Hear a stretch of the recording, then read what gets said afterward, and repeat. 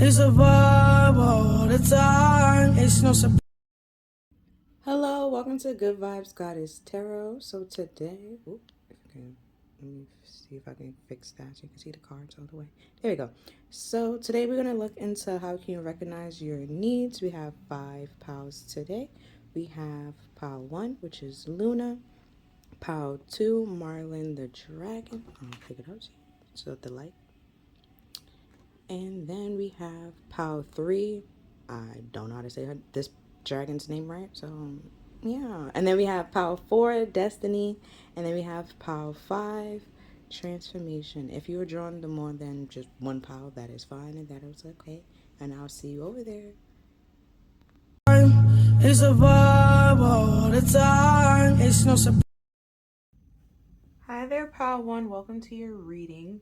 So we're going to look into how can you recognize your needs. A couple of things we're going to look into are what is something you need right now, something you can do to facilitate your needs? How can you get better at recognizing your needs? Something to be aware of, and how can you be better at communicating your needs? So today you pick the.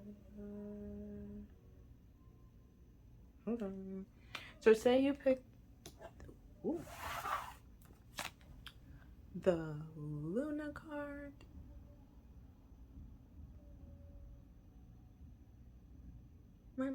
And of course, it has a quote. I'm gonna read the quote in just a minute. We can, yeah, my bad, I hit the camera. So the quote that she has for you today is, if if you have been feeling overwhelmed, it's fine to ask for help. It is not a weakness, but an acknowledgement that you have been strong for too long on your own, and a little self-care wouldn't go amiss either. You can only fully be who you want to be, want to embrace and accept what you really feel. Only then can you truly transform. And like the short version to that is embrace and accept what you really feel. And then another quote she has is, these activities are good for your soul. You can lose yourself in the moment, become engrossed in a piece of work, and embrace the bliss of accomplishing such activities. Another card we have here is Nourish, or Nutrition. These people arguing outside, so it's kind of like, what the hell?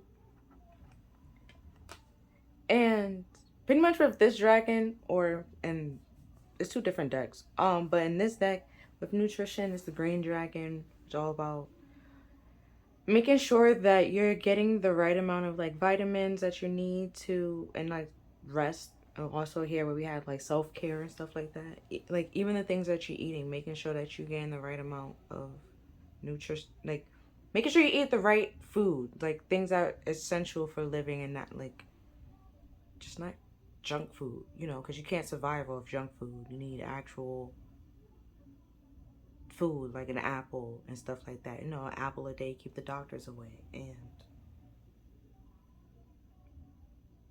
I think bananas help with depression, if I remember correctly.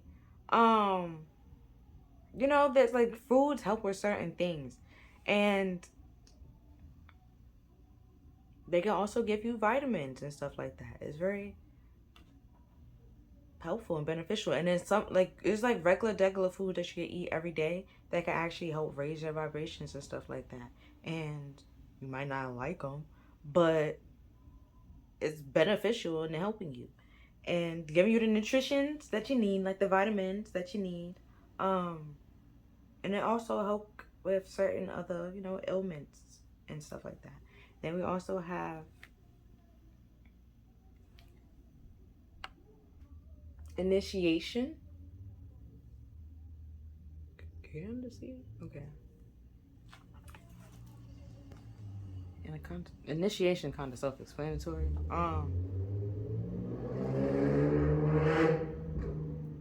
So not really much to say there, but you have two white dragons. That's kind of sort of, you know, something to pick up on. And this one has a pathway though, and they, but the two white dragons, they're both standing on like a rock or like this little podium kind of thing. And it's two totally different decks. These two are from the same deck. This is a different deck. Just saying. And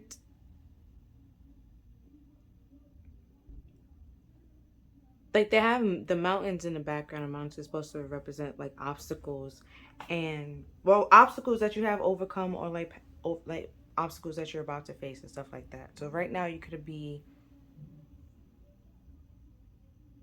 seeing that I'm going this way, but right now you could like just finish overcoming something, and you need to rest up and take, you know, gain back your strength to before jumping into something new, and realizing that it's okay to ask for help when you need help. It doesn't make you weak or anything like that. It's just, you know, knowing your strengths and knowing your weaknesses isn't that bad. It's it's a good thing that you can acknowledge when you need help and know when you need help and seek the help that you need.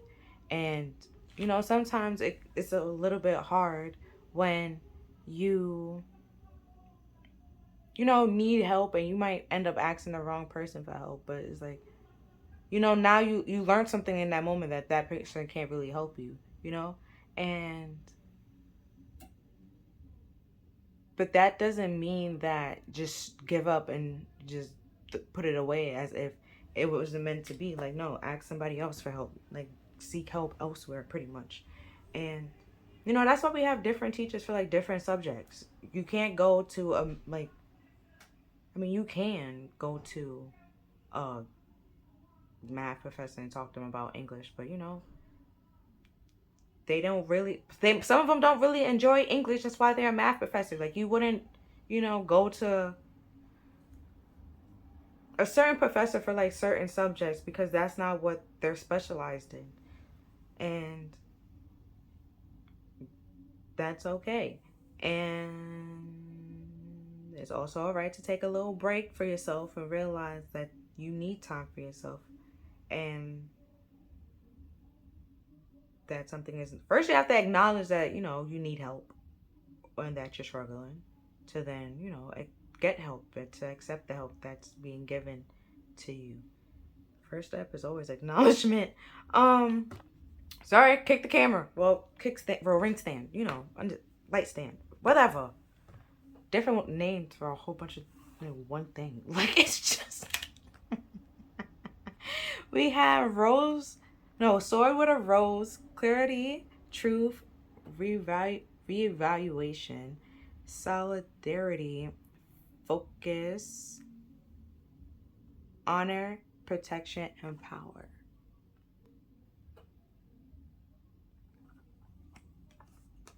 So, well, you know, like when you like just about to start something,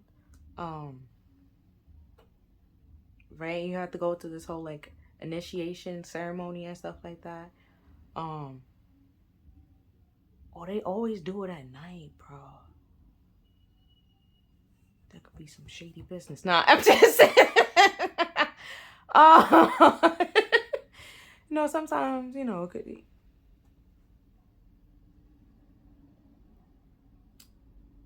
It could, you know, see if it's actually beneficial for you, if you really want to join it or not, you know. And to realize what is like what you really want, what doesn't help you, what do you want, right, and what you don't want with this nourishment here. Because like what you probably having right now, eating right now, you know, it might taste great for you, right, but it might not be beneficial. Like candy tastes wonderful, right, and you know, you might want to eat it all the time, but you can't, you know, base your whole diet off candy because then you might have diabetes, cavities, high blood pressure, a lot of weight, okay? And that's not beneficial. You gotta realize you need other things in your life. You need to drink water because it's, flushes out the sugar in your system. And you have to eat apples because you need vitamin. I don't know the vitamin that's in apples specifically. I want to say A and or C, but either way, you need other vitamins and stuff like that that one specific thing cannot give you, right? Like with vegetarians, right? Not knocking them, okay? Or like vegans, but they have to make up for like not actually eating meat by eating other things that has the same amount of either proteins or vitamins that they would have got from meat but in something else, or they have to eat like a higher, I would say like more more serving of something to like get the same amount of vitamins that they need while if they was eating like meat or something like that, stuff like that. And so they don't feel sick or burnt out or like fatigue and stuff like that because of this like change in lifestyle that they're doing. And sometimes as you get older, scientific fact, your digestive system change, or like you start becoming more allergic to things, and then you have to change your diet, and that's simply okay too. And it's just like a sign, or like you getting older and your body not able to digest certain things anymore, or just not capable of digesting certain things anymore. And that's another sign of that is not beneficial for you to continue eating that way, or eating it because it's causing some little mishaps or upsets in your stomach. Next card we have is coffee cup, meeting, conversating, savoring the moment, feeling uplifted, and friendship.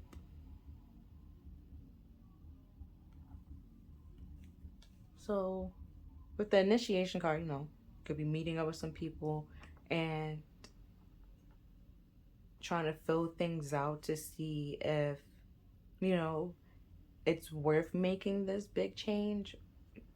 Let's say if you went from eating, meat every day to just simply not eating meat at all. That's a big change, You have to see if that works for you and understand that you're going to have, some different, like, you're going to fall back. Like, it's a part, like, a slip up and mishaps are a part of recovery. They literally have, there's different stages of recovery and rehab and stuff like that, and it just depends on which one you want to do. But I believe in, honestly, I remember that there's three, and I think two of them for sure I know, like, a relapse is a part of it, but one of them is trying to say no relapse. But like, so it's okay to relapse, but it's like after you relapse, you're supposed to start back up again, So, like, it's okay if you have like that little moment of like falling back and like eating candy as like for breakfast and stuff like that. But start back again, let's say 2 days from now, saying that you're not gonna do that. You're gonna like try to have candy once a day, or just eat it this time of day and stuff like that, rather than overindulging in something and not realizing that it's actually harming you and not giving you the nutrition that you need, or the supplement that you need, or the care that you need. Seeing that this is all about recognizing your needs and stuff like that. And then we have responsibility. You are aware of the power of your thoughts and the amount of love you express. So like pretty much with my like analogy, you have realized that it's your responsibility. Like you have to control how much you eat candy. No one is forcing you to eat that much amount of candy. Candy? What? No one is forcing you to eat that much candy and and overindulge. Like you have to realize that you have,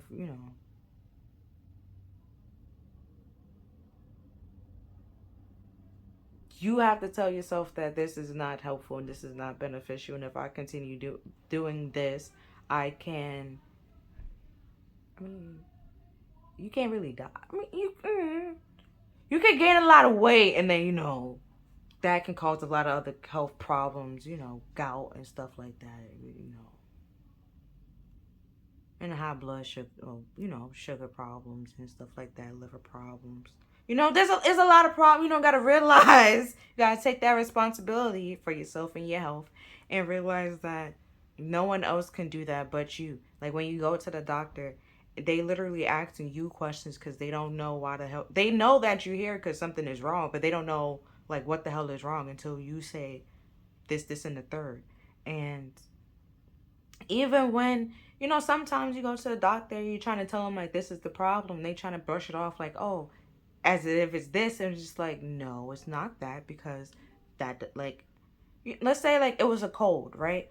And the doc, like, not, hold on, not a cold, let's say something like more extreme, more than a cold, like, I'm gonna go with an upper respiratory infection because I had that before, and that's way different than a cold, right? You like wheezing, can't really breathe, and sinuses all clogged up and stuff like that, right? And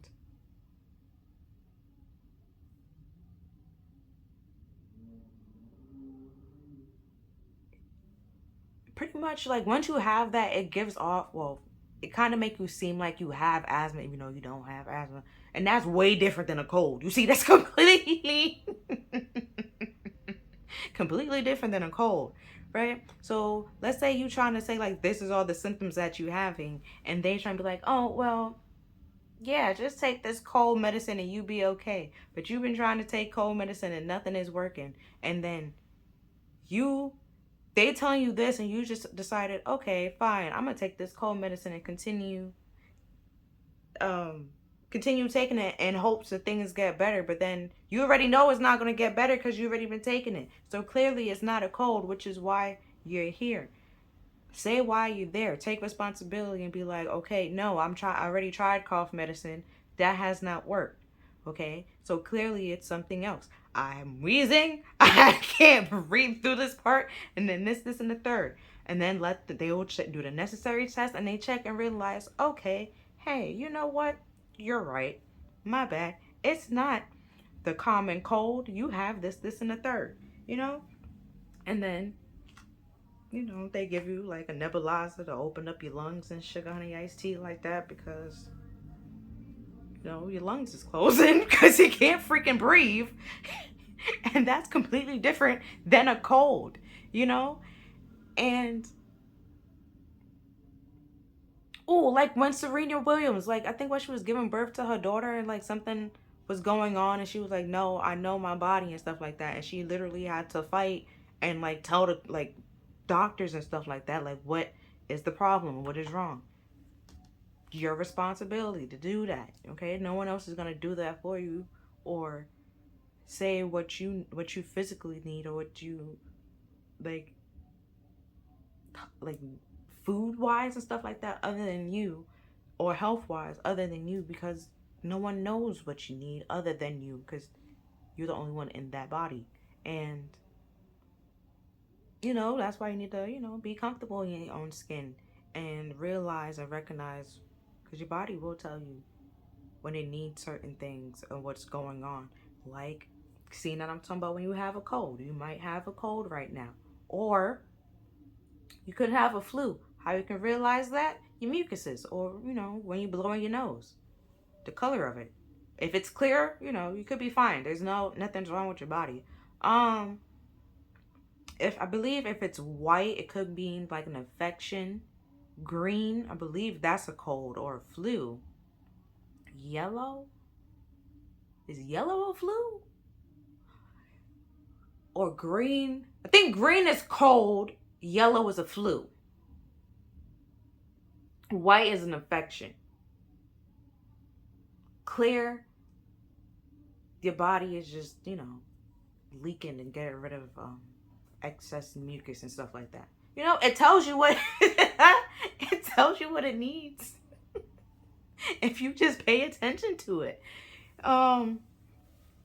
Science, you know, bio major, just random ass facts that they teach you for no reason.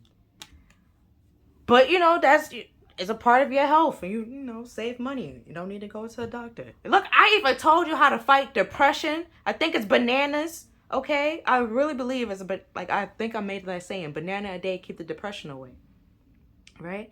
And you know, they'd be like an apple a day keep the doctor away. But I like green apples. You know, that's sour. So either way, you know, you can eat regular things in your neighborhood like apples, vegetables, fruits, veggies, and stuff like that, and incorporate it in your diet. Like it's not that bad, you know. Well, I was even when I was a kid, I always liked vegetables, so maybe that's maybe that's my problem. But some of them I did not enjoy, like beets. I did not like that. That's disgusting. Cauliflower. I'm not a big fan. It's, but I fuck with broccoli, but cauliflower no. Mm-mm. So next we have release. You have the ability to give over unwanted energy to the loving force. What? To the loving force of the universe. Okay.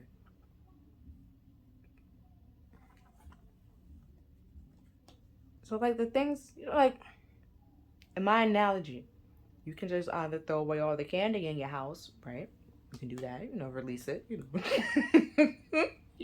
It won't tempt you if you throw it away. Or you can simply, you know, set boundary with yourself and be like, okay, I'm gonna try not to eat any candy until Tuesday. Well, today is Tuesday. Damn it.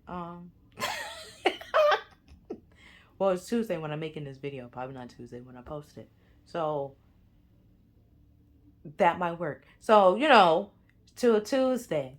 And, you know, with having love for yourself and realizing that you care about your health and you care about yourself and you love yourself, you don't want, you know, to have certain diseases or problems that comes with eating so much candies, you start to release it slowly and slowly, that it doesn't become a problem, that over time that it's just you have full control and they take full control of responsibility of it, that way you can be around candy and not overindulge and have like one or two rather than eating a whole bag of damn candy in one day and then getting another one and then, you know, destroying it. You can savor. Wasn't that like savoring the moment where you can, you know, savor the little bits and pieces here and there, you know?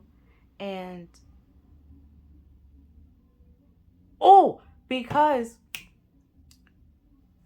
it's like a little, let's say with like chocolate, right?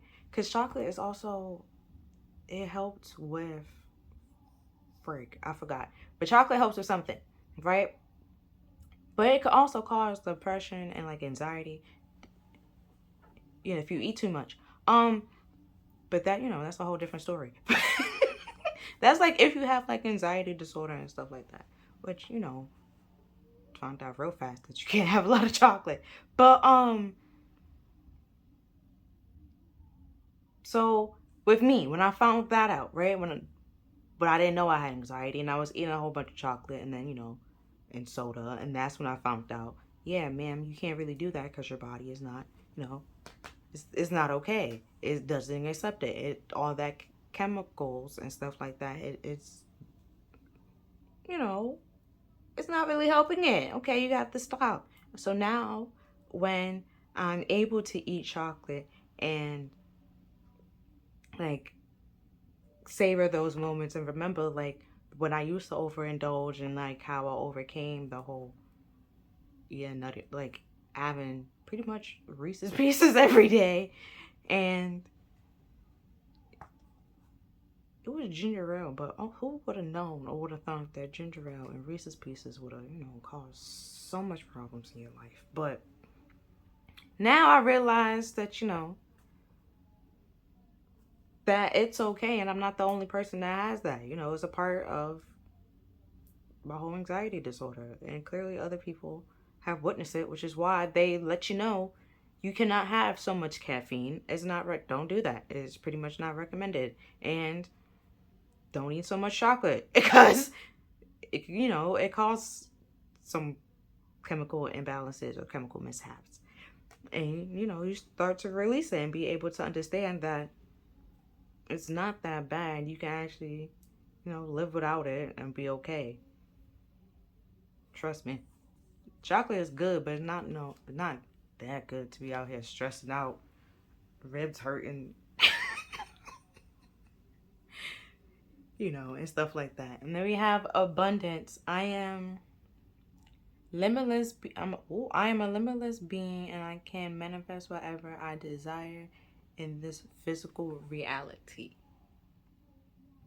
Right? Once you start releasing things, you start, like I was with my analogy, you start realizing and you savoring the moments we can actually have those and realizing how far how far you come from where you thought you couldn't live without this one thing to now being able to live without it and don't really like care as much or have to like depend on it or like use it as much as before.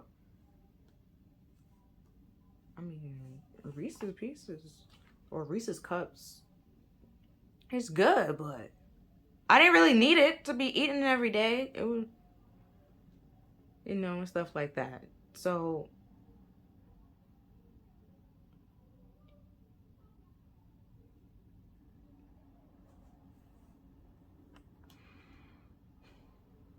and then once you realize that, your health is more important, that you're more important, you start realizing that, the little miracles in life and that other things are more precious and more valuable rather than this one thing. And then we have peace. I'm a being of love and I release all negative energies. So we have released pretty much here twice. So I'm not saying that chocolate is negative, okay? Definitely are not, okay? Definitely not, okay? Because I'll still get some chocolate. I just will not have soda in the same time that I had the chocolate or that same day nor that same week. Not trying to, you know? So just like, but you are aware, like now that I'm aware of that situation and I could, like, I'm able to handle it and stuff like that. I took the responsibility and stuff like that to learn what my body needs and why it needs this or why it's reacting to things and why do I why should I care and stuff like that rather than simply ignoring it and just continue eating or drinking, like eating chocolate and drinking soda as if like my body isn't out here saying, ma'am, we fighting for our life out here. Like it's, so you have to have that truth and that clarity and realize that you're hurting yourself by not acknowledging your needs and saying or expressing what you want and speaking your truth and taking the responsibility for yourself and standing up for yourself. And by not doing that, you're stepping, pretty much, you're blocking out your own peace and your own happiness because you're not standing up and defending it. You pretty much just beating it down with everybody else around you. And we have It's time to let go. Move the fuck on. It's a rebel card. The card got caught in a candle mishap. I'm gonna explain it every time one of these cards show up, so y'all can understand. And then we have stop obsessing. You're not the center of the fucking universe. Well, you're not the fucking center of the universe. Because I was trying to not curse, but then I was trying to be like, what? But it wasn't, you know, either way. Not the center of the fucking universe, so, you know. And somebody shouldn't be the center of your universe. So if somebody is trying to, if you're trying to make somebody the center of your universe, I'm going to shuffle the Zodiac card. Well, not the, what? Zodiac cards?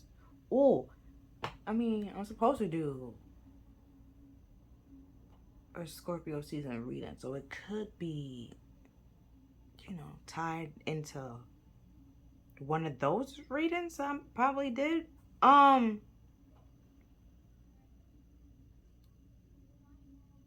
Or I should pay attention to the signs and the cards that's about to come up. But either way, if it's a Zodiac reading or like you watching a whole bunch of Zodiac readings, don't be like so obsessed over your one sign or their signs, because like for me, I'm a Cancer, but you won't know I'm a, well, some people might know I'm a Cancer or and stuff like that, but I don't really give off Cancer vibes so all the time that much, because it's like a whole bunch of different things in my actual chart. And so no, that's one thing. Another thing, if you are trying to like watch Zodiac readings, at least 9 out of the 12 might resonate with you from what one of my readers that I watch say. It's Steve Love Tarot. You might want to watch him. And yeah. And it might be like, it might not even be like signs that actually in your chart, or it could be in your chart or not in your chart. It doesn't really freaking matter. It just, if it resonated with you, it resonated with you. It doesn't matter the sign or what the fuck it is, because like I just said, like I'm a Cancer, but I don't always give off Cancer vibes, you know? And that's just me. I doesn't like, I could be a Cancer, but I don't give off Cancer energy. And Cancer is, you know, supposed to be all moody and whatever, you know, but time to time, you know, I could be moody, but it can be a little bit crabby and stuff like that. But I have other things in my chart that I might be a little bit more of, you know, so it doesn't really matter. So it doesn't make sense to obsess over one specific sign or one specific chart, or like if they're not this sign, I don't want them. And then just like, it's not that deep. It's not that deep. But now if you had some problems and you learned some lessons, and you know,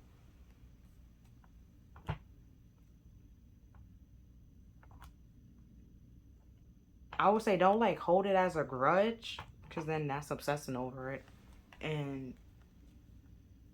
refusing to learn and take away what you need to take away out of the situation. That's why I keep saying it's time to let go and move on. Like, okay, the situation happened and it hurt, yes, but don't hold on. Like, don't hold it as a grudge and try to control the situation and refuse to let go and move on, because you're just keeping yourself stuck and stagnant in that one point in time rather than actually growing and evolving. You're just refusing to learn the lesson and grow and move forward. You're just being stuck in that one point. And if that person that did hurt you, let's say, in like that analogy, they're not stuck there anymore. They already released it and let it go and continue living their life. It's literally just you. And at that point in time, you will just be giving them that type of power and control over your life. And that's not really helpful or necessary for you either. And then that's also like blocking your peace and your abundance, because you could be blocking out opportunities that could actually be helpful and beneficial for you, because you're refusing to let go of this grudge or this thing that hurt you.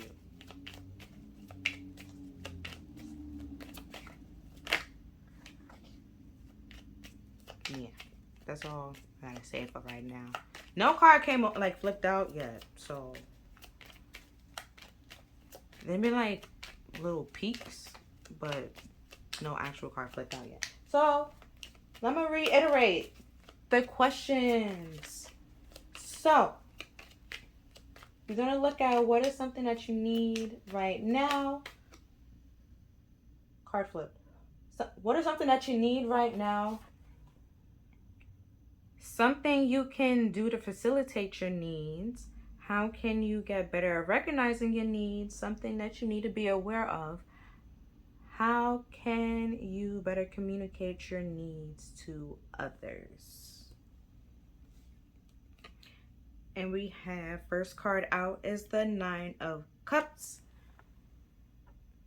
which is about like emotional fulfillment, you know, being happy and pleased. Or like, I'm just say happy and pleased right now. Oh, also you see how like it has the blue right in the card, which is all like, blue is like the throat chakra and expression and speaking your truth. And then we also have like the little bit of green with, the heart, your emotions, speaking your emotions and stuff like that. And we have the red, which is your root chakra, and being stable to speak your truth and express your truth, and doing it lovingly and openly. And sometimes the truth does hurt, but if you're not trying to hurt that person and you're just simply speaking your truth, and they took it offensive, and as a result they're mad at you and want to like argue with you or stuff like that, they're kind of the weird person, because that wasn't your intention on hurting them or making them feel away. You were just expressing and speaking your truth so you can have a sense of peace and happiness and, mental clarity. So it's just like nobody else's mental health is more important than your mental health. Nobody mental health is important than anybody else's mental health. Everybody mental health is equal, okay? Everyone is equal. You matter just as much as the other person matter, just as much as the other person matter. Everybody matters equally. Nobody is better than anybody. It's not really that deep. Don't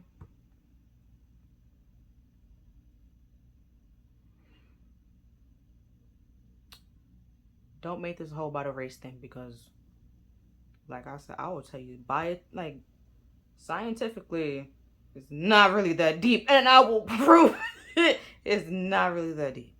And if you really want to talk about survival of the fittest, we can, okay? Like it's like it's not that deep, okay? But you have to speak your truth openly and lovingly and vulnerably, and because you want meaningful connections, and the only way to do that is speaking your truth and being true and authentic to who you are, and feeling stable and securing yourself to do that and speak that.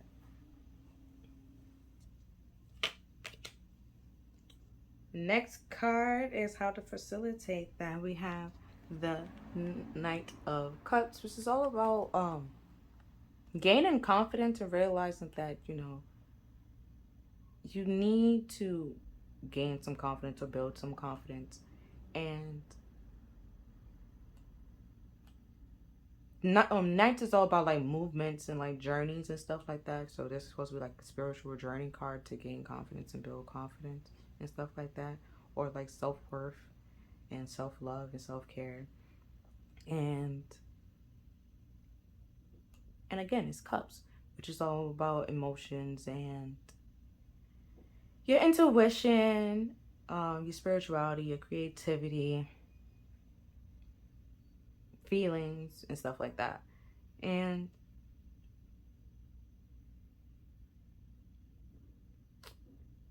the moon, can pretty much, I won't say it controls the water, but the moon, the tides of the water is affected by the moon, right? And if the further away the moon goes, the water levels will rise. So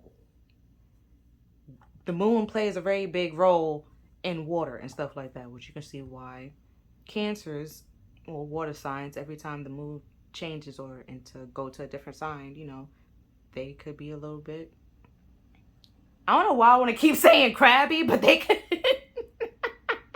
because I know they're Sagittarius, like not Sagittarius, they're Scorpios, but like, you know, they can be a little bit, no, because the fish, they're not crabby, but they can be, a little bit moody from time to times, or a little bit, intense and stuff like that. And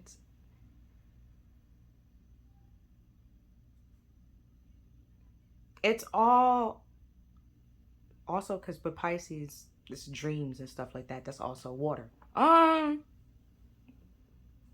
your intuition and stuff like that. So it all ties back to the water and having courage and trusting yourself that you can stand up for yourself and take the responsibility for yourself and speak your truth vulnerably and openly. And if someone has a problem with that, then they're simply not meant to be in your life, or that they themselves don't really care about you like that as much as you care about them. And it's okay to take your little cup of love or whatever, you was giving them, and, take it and, start giving it to yourself. That's okay to start caring and loving yourself as much as you was caring and loving for other people. That's great. And because you see how, like, in this cup there's like a little bit of darkness and stuff like that, you start to realize that, there's some things that you need to remove or look at, but you can't have light without shade. So there's some light parts of you, there's some dark parts of you, and that you need to come to terms with, come to peace with, heal, and look at. It's rather than carpet sweeping and ignoring it, or then probably like shifting blame onto other people and be like, this is your fault. I'm like this because of you. Like, okay, yeah, but then if you continue to act that way, it's not that person's fault at some point in time. Like, that was, especially if it was like years ago, like, okay, but you still mad about that, and you're choosing to continue to be mad about that rather than simply looking at it, healing it and letting it go. Like, you continue to hold on to that grudge and let it affect you.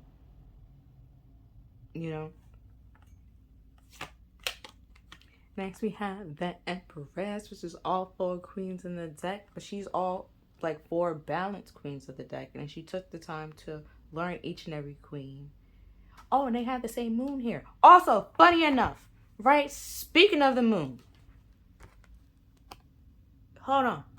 It kind of looked like that thing right here, right? Hold on. If the light would just work real fast with us, real quick. You see the little reflection? Kind of sort of look like that, right? The same little crescent moon, or waxing, or no, that's not waxing. I think it's crescent. Whichever one.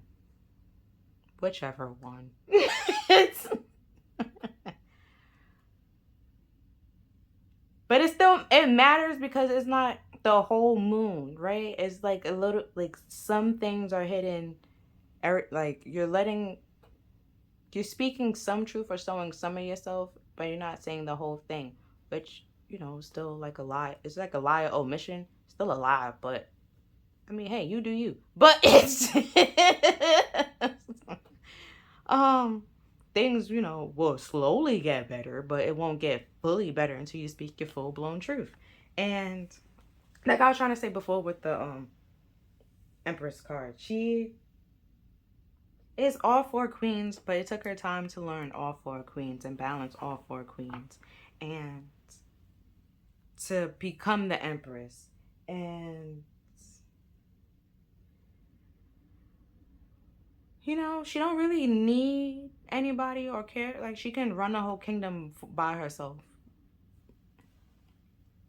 She's stable and balanced and stuff like that to be able to do that by herself. And and if you definitely learn the spiritual journey, it's to build up that self-worth and that self-respect to become that Empress and raise up that feminine energy within you. Even if you're a dude, you still have feminine energy within you. It's that caring and nurturing and emotional side. You have emotions. It's okay. It's cool. All right? And then we have the 10 of Wands, which is pretty much burdens and pressure, which is something that you need to be aware of, right? And it's like when you feel like there's a lot of pressure and a lot of burdens on your shoulder, it's because you're not seeing something clearly and you're not acknowledging your feelings about a situation. You're trying to bury them and push them down and make it like as if everything's okay when things are not okay. And like, ooh, my other analogy, like when I'm saying like, if you blow your nose and you look at, the mucus, it will literally, your body is literally telling you what is the problem. Like, it will tell you, and there's other things, that's just like the one less disgusting thing I can tell you right now. That if you look at your mucus, it will definitely tell you if you have a cold or not, and or if you have a flu or an infection or not, and stuff like that. And colors mean stuff. Oh, and also in this Empress card is, the white with pink and a little purple and a little bit of red. And pink is all about love, sweetness, you know. Red, your root chakra, being stable and grounded in yourself, securing yourself. And purple is your third eye, intuition, being connected and stuff like that. Like I was saying, all four queens. But if you are just going with the flow where everybody else wants you to do rather than what you actually want to do, that's gonna build some problems and some pressure, and you're gonna feel hold on, I had to clear my throat. You're gonna feel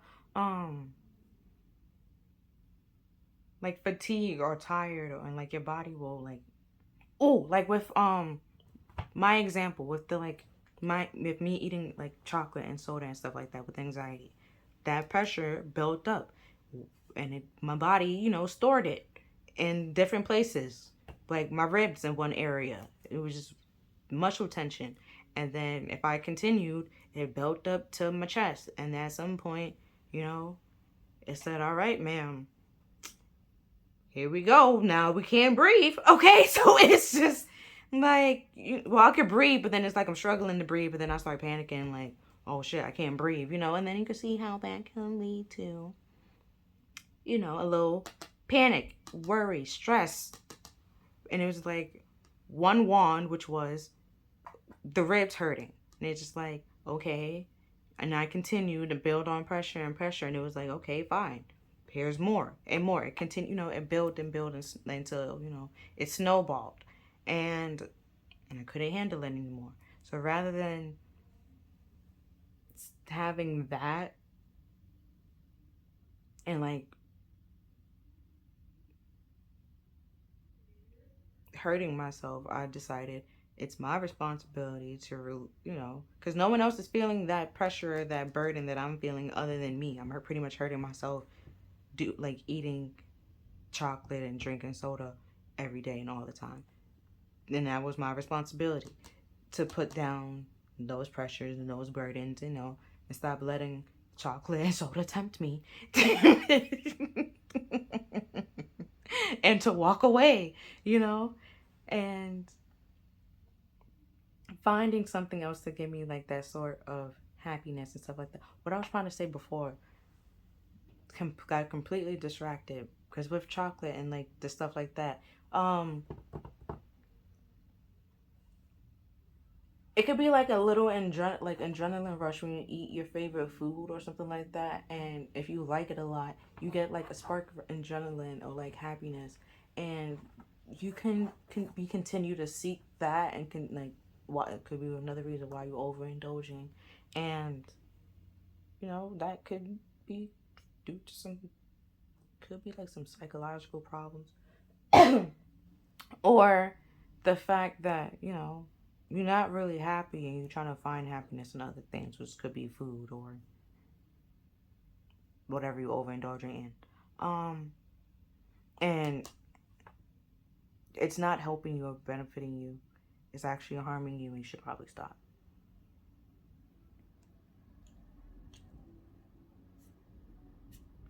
And then we have the Four of Pentacles.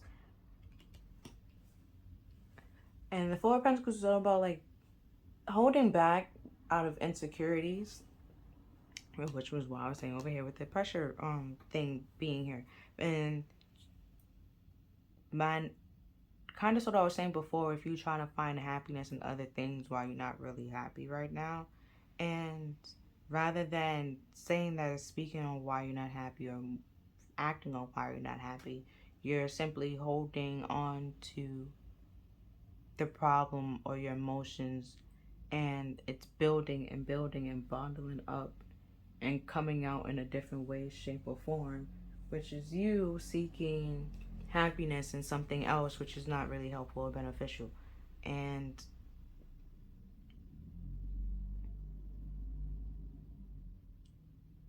also, see, like, I don't know if I actually showed you the card, but you see, like, how like it's yellow, and that's all about your solar plexus. And then we also have the blue, which I was saying before, it's your throat chakra. And again, we have pink, which is about like things that you love, and you're holding on to your truth and speaking on things that you love and doing the things that you love because you don't feel stable and secure into actually making those moves, because you don't feel stable and secure in yourself because of either the people around you or your own belief system, that you're not good enough to do it or that you can't do it, when other than learning, but you need to learn to actually do it, or to actually get the help from either a different person to actually achieve and, do whatever you need to do. And finding those people that can actually help you, make you feel open and like vulnerable and stuff like that, and motivate you rather than keeping you stuck and suppressed. And like I was saying over here with abundance and peace, rather than you simply beating down your own peace and attacking your peace, you actually beat your peace. And you're not looking for it in somebody else, because you are your own peace. You're stable and grounded within yourself, and realize that you don't need anybody else to make you feel complete. You're complete within yourself. And then you just be looking for somebody that learn the same things that you learn, or have something to bring to the table other than just, oh, you look pretty, we make pretty kids. You want somebody that actually have, like, let's say book smarts and looks, and wealthy and stuff like that. You want something more than just something that's superficial. You want something long lasting. And then we have the King of Cups, which, how you can like fully communicate your needs to other people. And the King of Cups, he holds the whole ace. What's on the bottom of the deck? The Daughter of Wands, the Page of Wands, which is all about like going on adventures and being curious and stuff like that. And being open to going on those adventures and finding out what's out there and speaking and talking to new people. But back to the King of Cups. The King of Cups hold the whole ace, like the Ace of Cups, right? But he does not give the full cup as the Queen of Cups do. He gives it at like certain percentages. Even if he loves at like the person 100%, he might give like 20%. And that can be good and or bad depending on the situation. Let's say that you're in, or you're in a friend group, or you're talking to people, and let's say they hurt you time and time again, and they continue coming back as if you know, things are going to get better, and like, and they expect you to give this whole 100% of love. Meanwhile, they give you 20% or 10%. Rather than you giving them this whole 100%, give them the same amount of percent that they're giving you. That's fine. That's okay. You could care and love for them, but you know that giving them more than what they're giving you isn't loving or respecting yourself. And the Empress wouldn't do that. Right? And like I was saying, she's all four queens. The Queen of Cups can love, give the full cup and receive the full Ace of Cups of love. But she knows when to give that amount of love and how to give that same amount of love, just like the King of Cups does. Like, if you're not getting back that same amount of love, you're not going to give more than what you're getting, you know? It's just like, it might be fucked up to say, but love kind of sort of, you know, like transactional. Like, if y'all both not putting in the same amount of work, it's not, the relationship isn't going to work. It's like somebody can't give 80% while the other person's giving 20. No. Y'all both need to give the same amount so this actual relationship can grow into something more. Because it's not, at that point, it's not even. It's lopsided, and it's not going to work out. So it has to be even. It has to be equal give and take to actually grow and flourish. And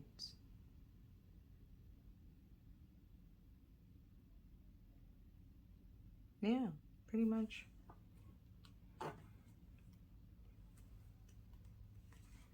That's it. Like, that's all I gotta say about the King of Cups. But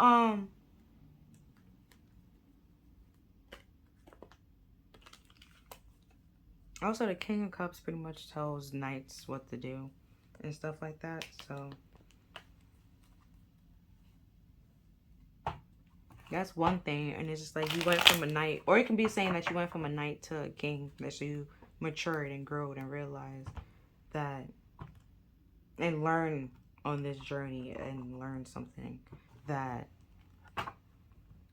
you need to like, a relationship needs equal give and take, and needs equal partnership and equal effort and stuff like that in order to grow and work. And just the same thing, wait, not just relationships, like like friendships and stuff like that. Like, one person can't be always checking in and talking to the person and caring while the other one is doing absolutely nothing and stuff like that. Then relationship or the friendship is lopsided, and you're not really friends at that point in time. And so it's just like, you know, you go find people that actually care and will check up on you and talk to you the same way that you would talk to them and stuff like that. Summon to your 3 cards, sum up, and then go. Ooh. Okay. So we have the Knight of Cups again, which is here, which I was saying earlier was all about like spiritual journey, but it's also like building confidence and gaining confidence to seek out new adventures and new opportunities and stuff like that. Next, we have the 8 of Cups, or it could simply like you need to have the confidence and the courage to walk away from things that's no longer serving you. Because in the 8 of Cups, you are walking away to find your 9 of Cups, your happiness, your like wish fulfillment, emotional fulfillment. Oh shit, we have the 10 of Cups, your emotional wish fulfillment. Now at the bottom of the deck, we have the 7 of Wands, which could be like standing up and doing what's right for you, and or it could be like you're simply being defensive towards it. And underneath that, we have the 7. Well, we have the Queen of Cups, which we were just talking about here, when she can give and receive the full cup. So it's either you need to stand up and fight for yourself and realize that you need equal give and take in friendships and relationships, and y'all need to both put in the same amount of efforts and stuff like that, rather than one person giving 80%, the other person giving 20. Y'all both need to either give 80% or y'all both giving 20%. And don't be mad that you're not getting that percentage that you was getting up that the percentage that you was getting before, when it's just like, you're not giving that, so why would I give you that? You know, you need equal give and take. And it could also be saying the realizing that walking away from things that no longer serves you, the things that you have outgrown, is bold as shit, confident as fuck, and that's cool too. And like realizing and acknowledging the fact that you outgrown something and that is no longer serving you and it's time to walk away to find something that's actually will actually make you happy is actually standing up for yourself and defending yourself. And that's what, spirit wants you to do, yourself wants you to do, your intuition wants you to do. And you know, it's helping you find that Empress energy within you and become that divine feminine that you want to be. And that's cool too. And that's all that I'm seeing for you, Power One. If you feel like this reading resonated with you, please like, share, and subscribe. Other than that, I'll see you next time. Bye. It's a vibe all the time. It's no surprise. Hi there, Power Two. Welcome to your reading. You pick Marlin the Dragon as your card. Right, so we're going to look into how can you recognize your needs. I'm going to read his quote in a little bit, but some questions that we're going to look into is, what is something that you need right now? Or something that you can do to facilitate your needs? How can you get better at recognizing your needs? Something to be aware of. How can you be better at communicating your needs to other people? So, the quote from Marlin the Dragon is, "Not all things are as they seem. Some are images being reflected back to you in order for you to understand discernment and to learn the lessons of self-trust. Only once you have done this, you will discover how to stand in your own power and own who you truly are." He also says, "You are unable to teach others until you fully understand the lesson yourself. Once you have mastered this, you are in the position of clarity and ownership and can share your wisdom and integrity and power with integrity and power. Until then, hold your tongue and continue your journey discovering what you need to learn, understand, and own. Only then will you be only then will you be in the place of authority to share your knowledge with others." Right? The short version to what he just said is, continue your journey discovering what you need to learn and understand and own. Marlin the Dragon. Right? And then also, because if you look in the card where you see like how he's mixing something up, he's stirring some things up. And then there's like the light coming in. Like if you're trying to like do something that you're not really qualified or able to do right now, it could lead to some disasters. So he could be saying like, it's time to like wait, hold on, don't jump into anything or try to start nothing or concoct anything without knowing what you need first, or learning the lessons that you need to learn, because then you're gonna like, might screw something up and then not know how to fix it, and that could lead to more problems in that, like, in the end. Hold on.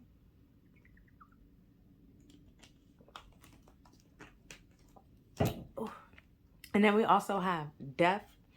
This is from a different dragon deck, but not a literal death also, death, transformation, and stuff like that.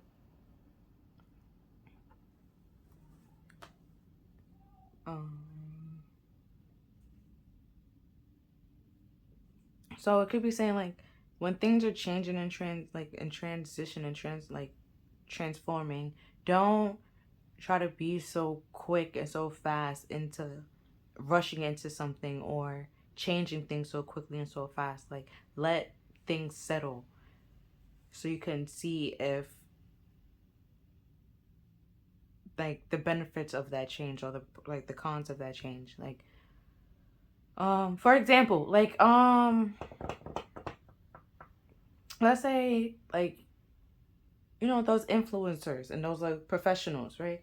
And you know, there's some people that simply on Instagram, that's all they do is promote other people. You It's your mother. Just lost my train of thought. She literally called me for no reason. Like,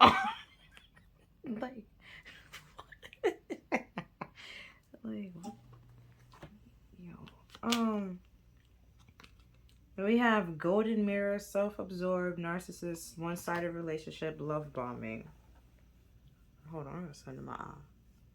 Show the card while I fix my eye. Oh, I remember now. Now it's talking about Instagram people and promoters. And you know, there's some people that simply, it's all about promoting. Like, you pay them and they promote, or like post your pictures and stuff like that in order for you to gain followers and stuff like that. But it's like, if you do like a lot at one point in time, you don't really know which one is helping you, which one is not really helping you and benefiting you. You know, you have to take some time in between to realize and find out which one is actually helping you and which account, or like, because you know, there's multiple different ones, and then some of them, they promise you they can get you like this many followers, and then, you know, it might not be actually true. So it's like, you have to test it out and like actually, watch and observe to see how it works and stuff like that. Remember my thought process. Now with the self-absorbed, narcissist, one-sided relationship, and love bombing, that's what narcissistic people tend to do. Like, love bombing is like a tactic of theirs to try to keep you in a situation, or keep you under their control. They try to shower you with love and say that they love you oh so much, and try to like get you, or buy you gifts and stuff like that, rather than actually simply changing the problem. And self-absorbed is like being only caring about you and your needs and nobody else's needs, and feeling that, okay, for example, like, this is a pick a card reading, right? And it could be multiple people watching this, but you think I'm simply like, it's you taking it as a personal reading and thinking I'm talking to specifically just you, when it's just like, no, there's a whole bunch of other people that could end up watching this video.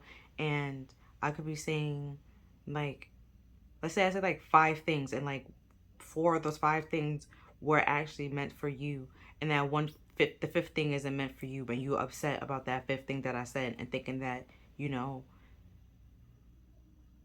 it's all about you when it's really not. Like, there's a whole bunch of other people that's here that, that's trying to get the answers and find clarity and stuff like that, as well as you. It's not all about you. There's other people out there,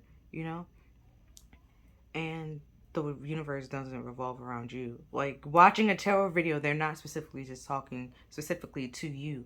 Like, even if they just saying Capricorns, they're not talking to just you alone. There's other people that's Capricorns, and there's other Cancers. There's, they're not just specifically talking to, even like when they say those zodiac signs, it's not really just that sign watching it. Let's say that's, because they also be like sun, moon, and rising. Like, it could be your moon sign and you're still watching that video. Like, you're still not talking to you specifically, they just, there's other people there.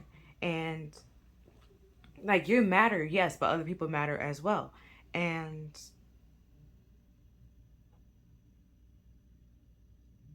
with one-sided relationship, that could be like an unrequited love situation. When one person is like, or it could be like one person is putting more effort into the relationship and the other person isn't. And like, one person could be giving 80 and the other person's giving like 20%, and that's like one-sided, because it's not equal. And it's not gonna work out. Even in like a relationship or a friendship that's not gonna work out, it's gonna feel draining to one person, and the other person's gonna be like, one that's giving 20% is gonna be okay with it, like how the friendship or the relationship is going, because they're getting more than what they're putting in, you know. And then the person that's giving more than what they're getting is gonna feel drained and burnt out. That's one-sided. And then that 20% probably gonna be like, oh, but I care for you oh so much. But then it's just like, if you cared, you know, you wouldn't have, you know, be given this 20% where I'm saying that I need more. And, you know, you actually will change and give more and do more, rather than staying, like, being stuck and like focused on yourself and thinking that you're the only person that care and matters. Then we have hammer, sabotage, rebuilding, interrogation, persistence, and working on it. Right? And then we have the death card here. So it could be like you and, you know, need to work on not being so self-absorbed and thinking everything is about you. Like, if you're watching a tarot video thinking that they're talking to you specifically, because they're not. You know, there's other people watching it as well. And, you know, even in a pick a card or like a pick a, you know, you're not the only one picking this pile. You know, it's other people that's going to pick this pile as well. And even then, it's just narrowing it down to, this is specifically what you need to hear right now. And even then, I'm still not specifically, it's still not a personal reading. It's a general reading. It may or may not resonate with you, you know, and take what resonates with you and leave the rest. And realizing that other people need to hear certain things as well, not just you. And it's not all about you and stuff like that. And both parties need to be cared for and represented and nurtured in a relationship, in a friendship. Both people both people wants needs to be met in order to actually work and balance it out to grow and become something more than just, you know, something that's one-sided, that's not gonna last long and just full of fluff and stuff like that. Like, because it says golden mirror, you know, like, all like, there's fool's gold, you know, all the glitters in the world isn't gold, you know. And you could be learning that right now. Things are changing. I need to walk away from like something and let it go to find better and build something that's much better, rather than staying someplace because you don't want to be alone or something like that. And working on continue, like, if the death card, and let's say you are changing something with this working on it, let's say you are working on it, like, continue to work on it and persevering and not giving up, like, even though when it's hard, you know. Because, like, if it's a narcissist, and let's say they are love bombing you, a narcissist don't really give a fuck about anybody but themselves, okay? So that love bombing, they can say they love you all they want. They love you for that moment. Like, unless they change their narcissistic ways and actually start talking to a therapist, actually seeking help to realize, you know, their tactics and their mentality and this, like, what they're doing is damaging and sabotaging, not only to themselves, to people around them, and to their relationships and stuff like that, and actually work on it and changing it and want to work on it and change it and grow to actually be like having stable and solid relationships with people where they don't have to use these tactics and stuff like that to manipulate and to get what they want. Then fine. If they, you know, want to come in and be like, oh, I love you, let's not talk about the past, let's just move on. Like, no. We have to address the elephant in the room in order to move on and work on it. Because if we don't address the elephant in the room, that's just sabotaging it, and the elephant's going to continue standing there and being there. And then that elephant going to grow and grow, bigger and bigger, and there's gonna be more love bombing, more gifts and stuff like that, and now you're just stuck with somebody that, you know, you stuck in a situation wondering where's the love.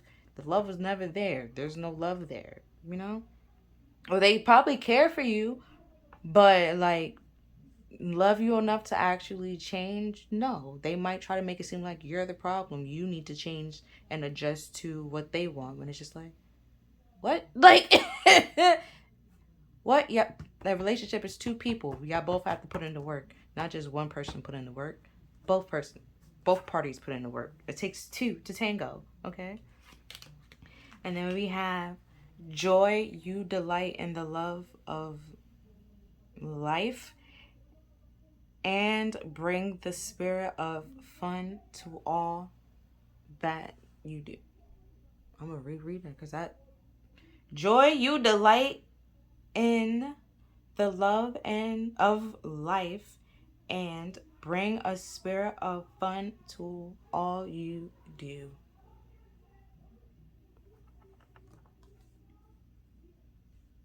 Right? Or let's say like you got like just working on it, let's say on this death card. Or you could just broke up from a narcissist, right? Don't try to jump right back to a whole nother relationship. Okay? Take some time. Breathe. Heal. Because with this love bombing and then a narcissist, they can be manipulative, gaslighting, um, the love like making, that could affect like your mental and like your self-worth and stuff like that, and how you feel about yourself. It's okay to take a moment to need to rebuild yourself and heal from some like the relationship and throw out what needs to throw out, clear out what needs to be cleared out, and to realize that you're out of that situation, be happy that you got out of that situation, and that things are gonna like turn around for the better. But you can't just jump right into something else as if that never happened. Take a moment, recognize and heal from it, and like, see it from what it is, rather than just some like rushing into something. Like, take a moment and yeah, and then start. Because with gaslighting, like if you start not trusting yourself in a way, and then you have to like pretty much lean on somebody else to for like truth and like clarity and stuff like that, and because you start not trusting your own memories or your own thoughts and stuff like that, and not feeling secure and stable in yourself, and you have to start building that back up. And then once you start doing that, you feel more like joyful for your like for life, and then for yourself and stuff like that, or like in yourself. And then we have individuality. You leave a stamp of your okay, so we have individuality. You leave a unique stamp of love everywhere you quote on everything that you do. You leave a unique stamp of love on everything that you do. So it could be like you're just coming out of a narcissistic relationship or like a codependent relationship, and it could affect how you felt about yourself and how you view yourself as an individual. Like, that's why I was saying, like, it takes some time to heal, to realize and get back to who you are and what makes you happy and stuff like that, rather than who you were in that relationship, or what, because that wasn't really you. You were just trying to like feed this narcissistic person needs, and they could have been trying to like mold you into something that they quote unquote wanted, when it's like that's not what they really wanted, because they don't really know what they want. But if you try to tell them that, that's a problem, because they can't face their own truth or realize their truth. But then if you see through them like their tactics, and at some point they no longer want you around. Because if you like look into narcissistic people, or like narcissistic parents, and like how they treat their kids, because the kids at some point is gonna be able to realize and see through it and adjust, and then they don't want to really be close with that kid because their tactics and manipulation doesn't work anymore on that kid. You know, and stuff like that. So, like, if it is a parent, you still gotta, you know, be cool with that parent, work with that parent. You could be cordial or stuff like that, but, you know, you might not be as close or cool because, you know, they have some things that they need to work out or get through. And you need to understand that manipulation is not the way to get that. Then we have expression. You are ready to manifest your thoughts and transfer them into acts of love. So it could be that put these over here.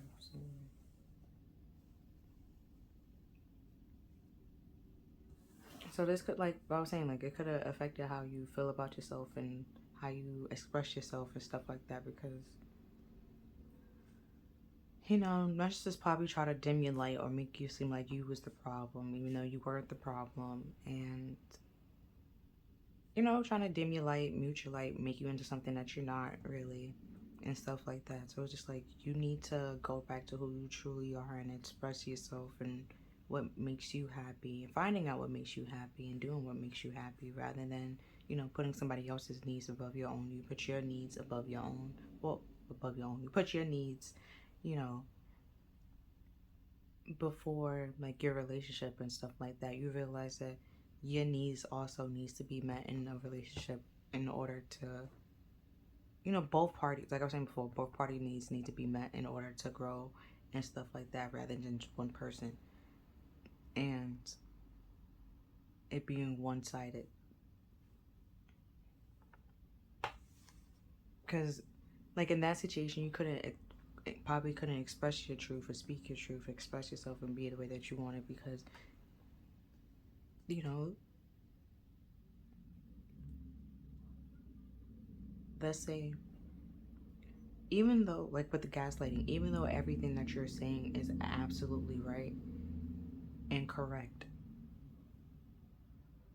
and you have like evidence to back it up and prove it, they will still try to make it seem like you're delusional and you're crazy. It's just best to walk away. You know, you cannot express yourself or speak your truth, be who you really are in that situation. It's best to just simply walk away. Like, pretty sure, like, I don't know if he was a narcissist, but I'm gonna say that he was, because the gaslighting and the delusion was ridiculous. So let's say that I said that, you know, you see my nails, right? My nails is blue, right? You see that is blue, right? And let's say the person that I was with at that time will then say, no, your nails is purple, right? And I'm just like, what are you talking about? No, my nails is blue. They'd be like, yeah, of course your nails is blue. What are you talking about? Why would you say that your nails is purple? Why would I say my nails is purple if I know that my nails is blue? You see it? You see it? And then we will legit have a full-blown like argument or conversation, because he's trying to tell me that I said that my nails is purple, but I know for a fact that I did not say that, because that makes no sense for me to say, because I know my nails are not purple. You see it? So rather than simply owning up to the truth and taking responsibility, they will simply try to make it seem like you're delusional, or the fact that you said something that makes absolutely no sense, and they were trying to tell you the truth the whole time, when it's just like, no. And well, and that person did that multiple times, not like with a whole bunch of different things. So just be like happy you got out the situation, you know, and just walk away and just realize that they're not going to change. They don't really care to change. They just care about what their needs and what they want and what they're getting. And they're not really going to put in much effort, because honestly and truly, he didn't put in much effort, and he will literally tell you that, like, oh, if I get comfortable in a relationship, I just stop trying. Like, that's not okay. That's not okay. Also legit said that if I was with anybody else and he was doing the same things that he was doing, he would have told me to broke up with them. He was like, yeah. But I was like, but I should stay with you. And he was like, yeah. But I was like, but if it was anybody else, you would have told me to break up with them. Yeah. I don't like the fact that I do it, so I wouldn't like the fact that they're doing it. But I just, you see how that doesn't make any sense? Delusional. I'm like, and then try to lie about my character to my face while trying to get back together with me. Like, what? Like, what? Like, delusional.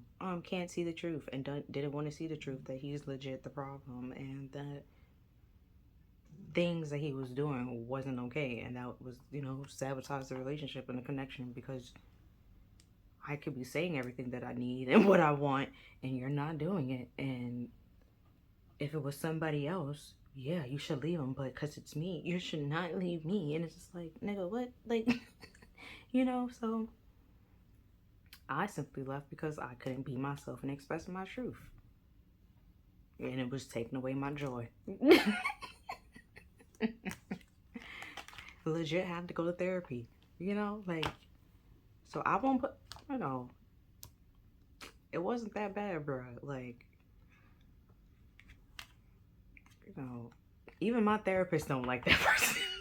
Well, I don't see them now, but even my therapist didn't like that person, and was very proud of how I got out of that situation and realized that, like, it made sense to why I'm in therapy, right? Or why I was in therapy at that point in time, and why, a lot of things, and me realizing and acknowledging that, this person was trying to manipulate me or gaslight me, and I wasn't the problem, they was the problem, was very proud. And like, was able, and the fact that I got out of it, and how I was able to handle getting out of it and stuff like that. It was very responsible, and it was just like, and I'm taking time to, rebuild and collect myself rather than jumping into something and stuff like that. Now we have freedom. You are releasing any self-imposed limitations hold on. Freedom. You're releasing any self-imposed restrictions and proceeding, or whatever, limitations through the loving energy of openness. So, like I was just saying, like, how I was able to get out of that situation, because I was like, it was robbing me of my individuality. Like, I couldn't be myself, because he wanted me to be like this image he thought I would, like, this thought that he had of me in his head. And it was just like, you want me to be a thought rather than the actual person that I actually am on the outside? Like, that makes no sense. And it's just like, bro, do you know how many years I was being this, and you want me to be like what you like? No.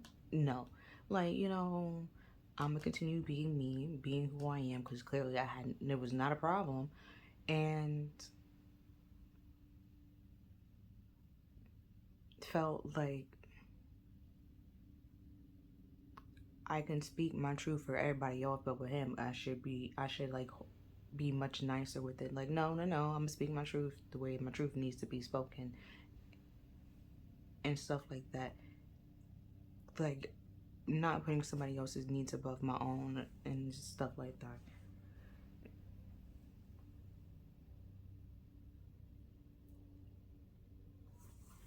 And like freeing yourself with the death card, with something like transformation and stuff like that. You see, like, something coming to an end, so new things can begin or come to you or open up. Because, like, if I stayed in that situation, I honestly and truly, like, I can laugh at it now, but honestly and truly,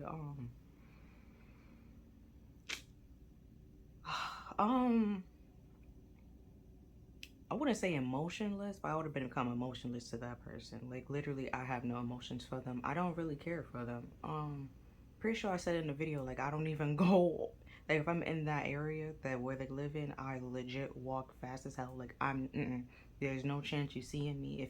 Even if you do see me, we're not talking. Like, I don't know who you are. Like, you're completely, like, no, there's no way of you coming back and nothing. No, there's no way you gonna lie to me about my character to my face, bro. While trying to get back together with me. Like, that makes no sense. Like, you trying to get back together with me, but you gonna lie to me about my character to my face? Like, well, why would I get back together with you? Like, you just showing me that you're a liar and you're not to be trusted. And I already knew that with the whole gaslighting and manipulation. So it's just like, sir, this is why we're not together now. Like, you know. Now we have, it's dark, you can't see a effing thing. Get your head out of your ass pronto. Right? So if you know you're that narcissistic person, if that's you, you know, not wanting the truth and people telling you the truth that what you're doing is not okay. You need to change. You need to fix it. And you're thinking that they're the problem, not me. Honestly and truly. like really? And especially if it's like multiple people saying it, it's like everybody else is the problem and not you. Like, maybe it's time to realize that you're the problem and not everybody else. Okay, like, then we have you equals tight ass, loosen the f up, control freak, don't get laid. I mean, if you try to control the situation, that's also being like narcissistic and egotistical and trying to control things that's like not in your control. Like, trying to with me, you cannot control me nor my personality and try to make me be a thought that's in your head and what you think I should be. That makes no damn sense. And you're not my parent. Like, why would I transform or change myself into a thought when it's just like I've been this person or I've been this way for how many years? So I'm turning it this way.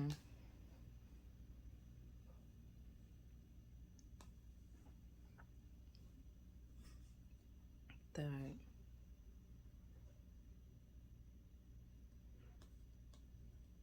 you can't control somebody and their like individuality or their personality. You can only control yourself. And even then, it's but so much control you can really have over yourself. So, you know, there's that. And then we also have, don't talk to anyone, don't look at anyone. You need some effing alone time, and you know why. Could because of the whole trying to control things that's not in your control. And manipulating people. Maybe need to stop talking to people. like, stop. Trying to control things, manipulate things, sabotage things, projecting your problems onto other people. Love bombing, just stop.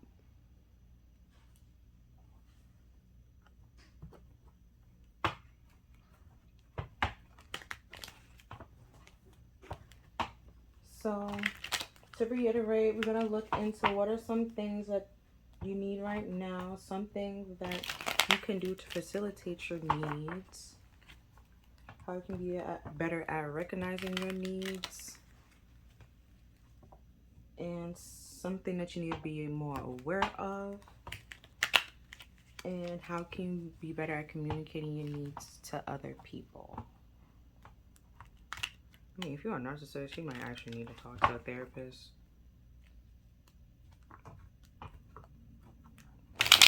If you was in a narcissistic relationship and you just, you know, if you wasn't in a relationship with a narcissist, you know, you just got out of it, getting therapy is not that bad. Actually will help you clear some things up.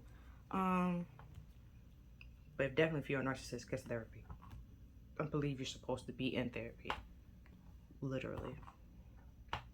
Because the whole empathy thing, you don't get it. Or you don't really care to get it. And because you're only caring about yourself. So, yeah. And then you're trying to control the situation and other people. And that's not in your control. And you need to stop that. And that could be why people, you know, deaf, want to move away from you and things with you, because they can't be themselves around you, because you want them to be a character, or you putting on like this character facade, or this, you know, persona. And that could be exhausting and tiring, and people either dimming their light for you to be okay, because for you to feel more stable and secure in yourself, you probably bring people down and make them feel like they have to dim their light to be around you, and that's draining and tiring. So then they also could just want to walk away from you and end that situation because they can't be their true self. And you know, it's just exhausting all around. And then we have the Father of Pentacles, the King of Pentacles, which is like someone stable and grounded, but he could also be very materialistic and feel like wealth equals power and manipulate people because he has money, and feel like, you know, the money equal power.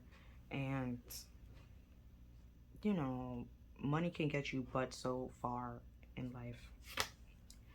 So the first card out is something that you need right now is the Three of Pentacles, which is all about like teamwork, but it's like on like meaningful connections with people and building something on solid ground. Because the Three of Pentacles is also like learning and apprenticeship, and it's also tied to the Eight of Pentacles, which is mastery. So it's like you need to start learning and working on something, processing something, to have something fully stable and grounded, to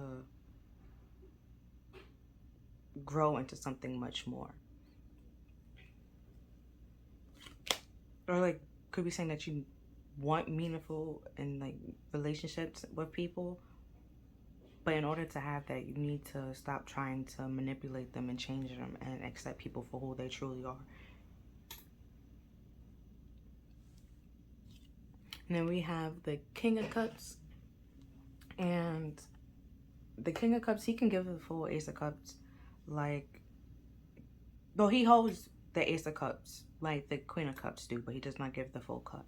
He gives it at like the percentages and be wishy-washy. Like, he can love you 100% of, like 100%, but he will give you, let's say, 20% of like how he feels or and stuff like that, or show you that much.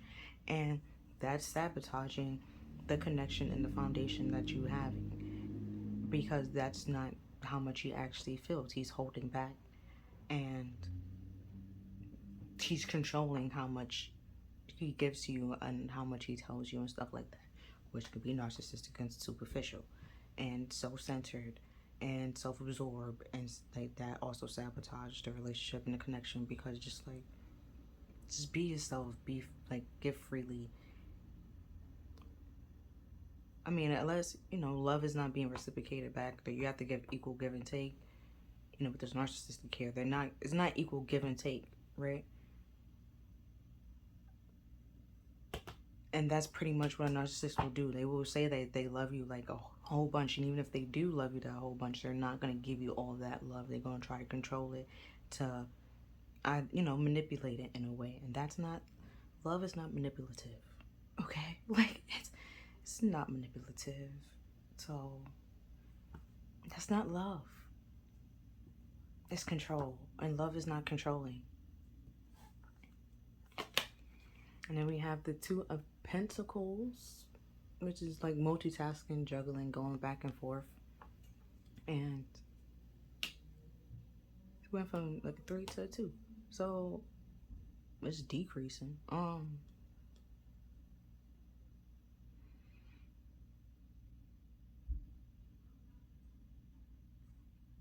like going back and forth on what to choose. Like I was saying, like how much love to give and how much to say and stuff like that, rather than just saying everything that you need to say. You're holding back and giving little by little. It was like a mission of the truth, which is still like a lie and stuff like that. Because like, imagine like if I give you a story and I'm blocked out like a couple of words like here and there, like certain sentences, but you were still able to read the story and make it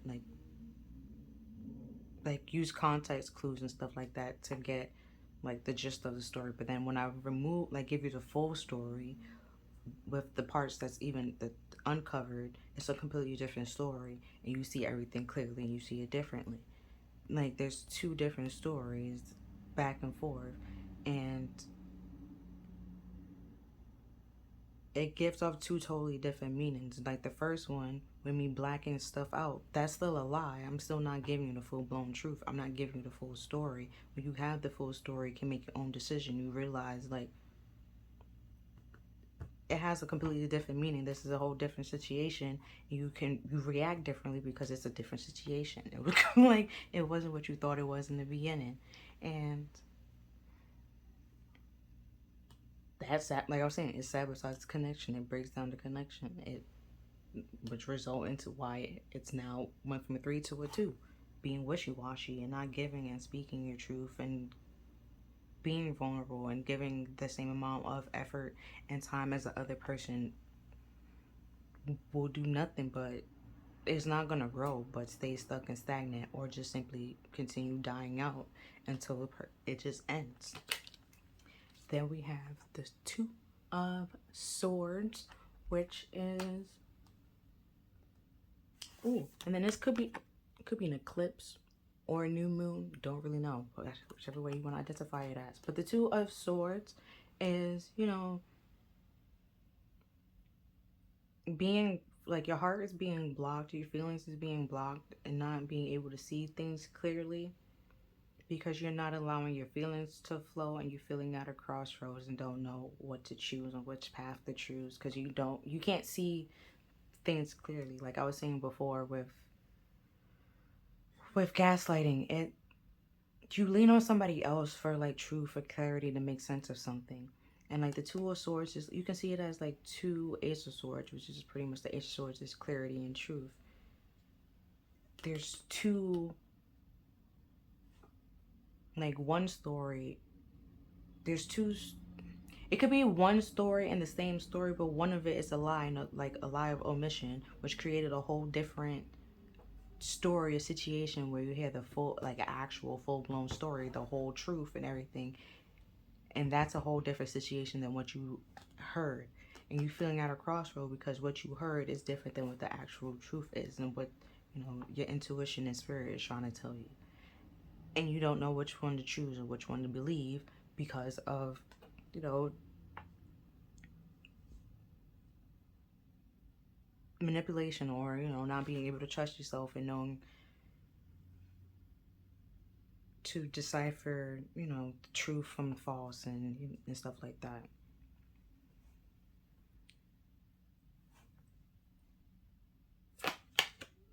Oh, then we have the King of Pentacles came back. And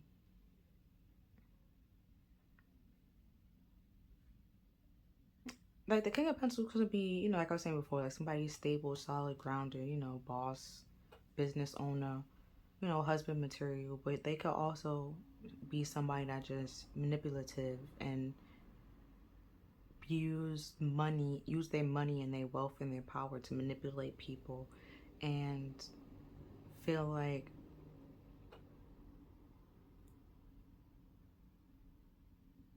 that since they have like their money that they have, they can do whatever they want and stuff like that. And that's not okay, and that's not true. They're not better than anybody because they have more money and stuff like that, or they can't, you know, treat anybody any which way because of the money that they have. That's not really true. And money does not equal power. That's another thing.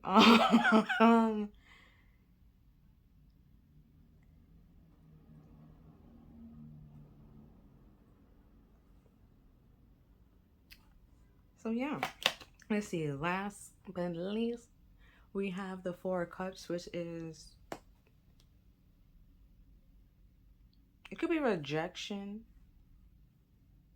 right? Or, but also like in the regular 4 of Cups, is you looking at the 3 cups that you presently have and not seeing that there's, you know, help coming in from spirit, or simply rejecting the help from spirit because you're too busy focusing on the 3 cups that's around you. And we have that little rat that's in, that's on these 4 cups. So it's not, it could be overseeing, like overlooking the situation with the 2 of Swords here. Like you're blocking out seeing clearly, or not be able to see clearly because of the manipulation and the tactics, and actually trust and see and receive the help from spirit openly and honestly, and that they're trying to help you, not hurt you or harm you in no way, shape, or form.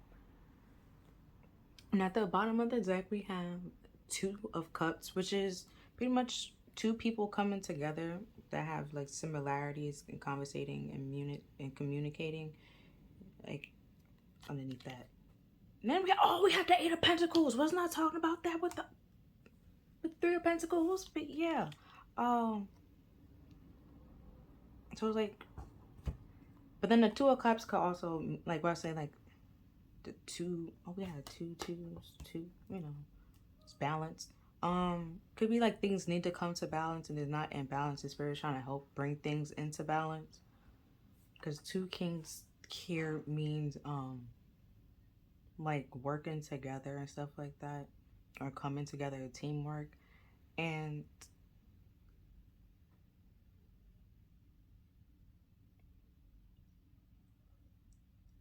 it could be saying that y'all might need to come together, and or they,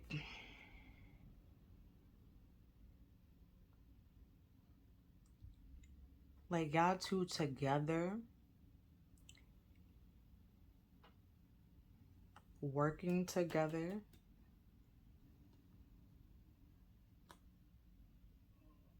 because this is multitasking and like juggling, and like also could be like a little bit of wishy-washy, and then the King of Cups is wishy-washy, and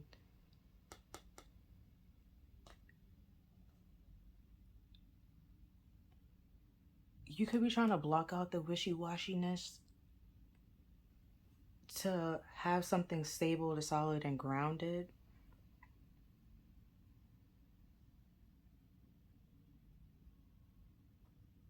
But you need to like remove yourself from this person to actually start to process and realize that you are not the problem.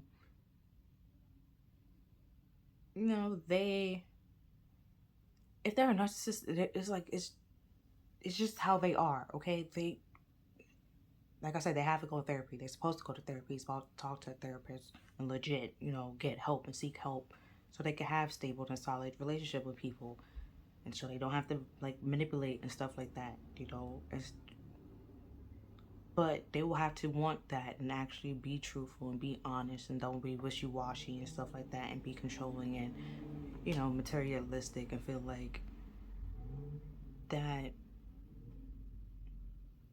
feelings are something to control or some type of power tactic and stuff like that. And if someone loves you, that you hold power. Like, no, that's disgusting. And it's just, a lot of people, they're going to realize real fast that you're just trying to use love as a way of manipulation. Or like I was saying before, like love is not controlling, it's not manipulative, stuff like that. It's really not. It's not.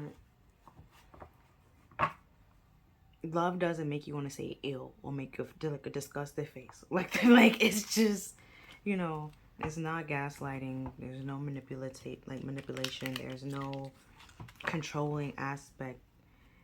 And there's also, if someone be like, oh, I love you, but I just want you to be with me and nobody else. That's not love. That's not, love is unconditional.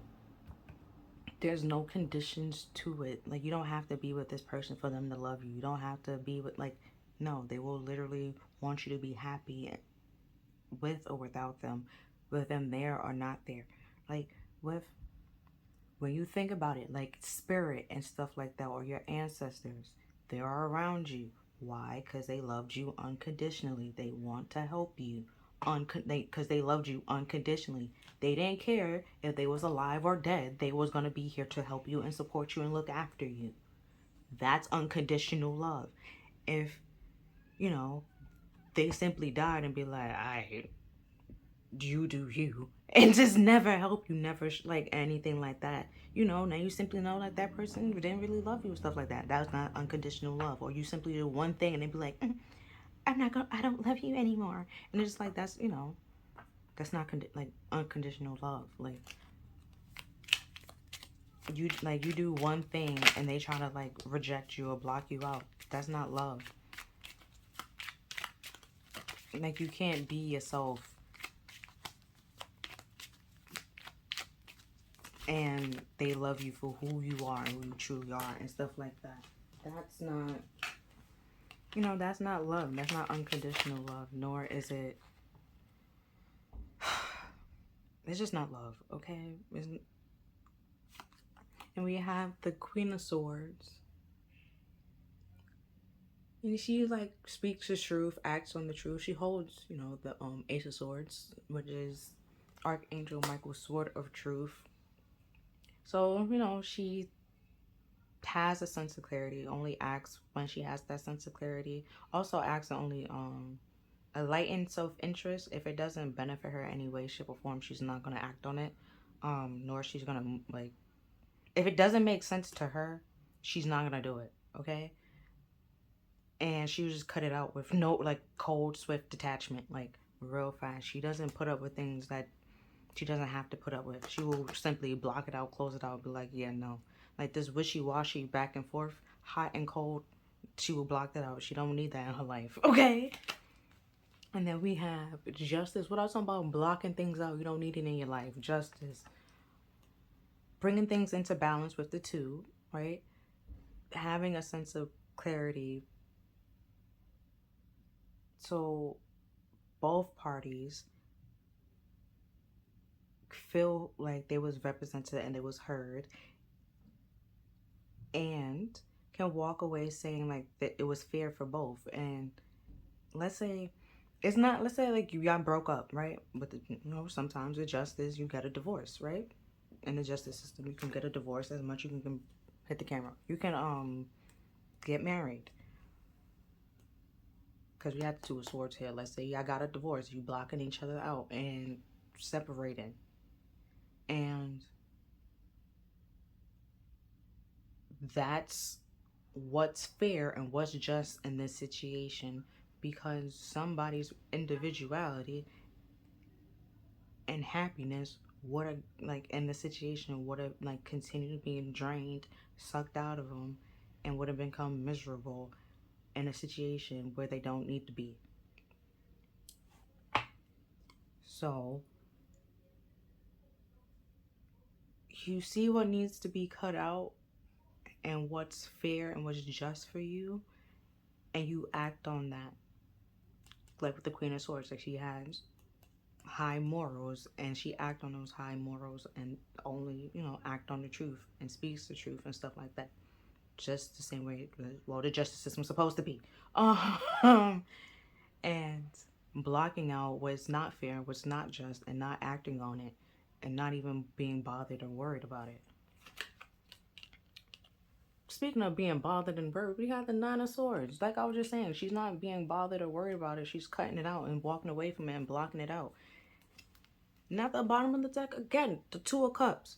Right, like, if there's a relationship or something that you're not happy in, and it just causes you nothing but stress, anxiety, misery, sleepless nights, worry, mental stress, cut it out, bro. You're not bugging.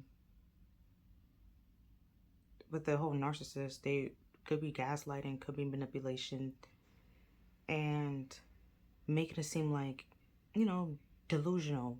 And it's like I was saying, talk to someone else, like with a therapist. That was a whole other person to, like, see that I wasn't really, like, in the situation, I wasn't bugging, okay? I saw the situation clearly, and it probably took me a while to realize that, I was being lied to and gaslighted too, but Is it a oh, it's a Page of Cups. Page of Cups is pretty much like a child, and you know, and we have the Eight of Cups, like walking away from something that no longer serves you, and then to find your true happiness, and you like, because it's like I was saying, like the Page of Cups is a child, and if you're being like like if you're sitting in the Queen of Swords, you don't have time for children, okay? You can't be in a relationship with a child, okay? Y'all will never see eye to eye, because they're not, you know, mature enough to meet you where you are or see you where you are and stuff like that. They can only understand but so much. But yeah, that's all. If you feel like this reading resonated with you, please like, share, subscribe. Other than that, I'll see you next time. Bye. It's a vibe all the time. It's no surprise. Hello, pal 3. Welcome to your reading. So you pick Amberly. I don't know if I'm saying this dragon name right. I'm gonna be honest. You know that Kiki Palmer meme that I hope I don't sound crazy, but I don't know this man. Like it was just like that, like I hope I don't sound crazy, but I don't know if I'm saying this dragon name right. But Abery Matt Art, I don't know. Remember look. But I'm gonna read you her quote though. Like I know her quote better than I know her name. That's the sad thing. Well, the short version of her quote, not the long version. But I'm gonna read you both versions, so it's okay. Simp.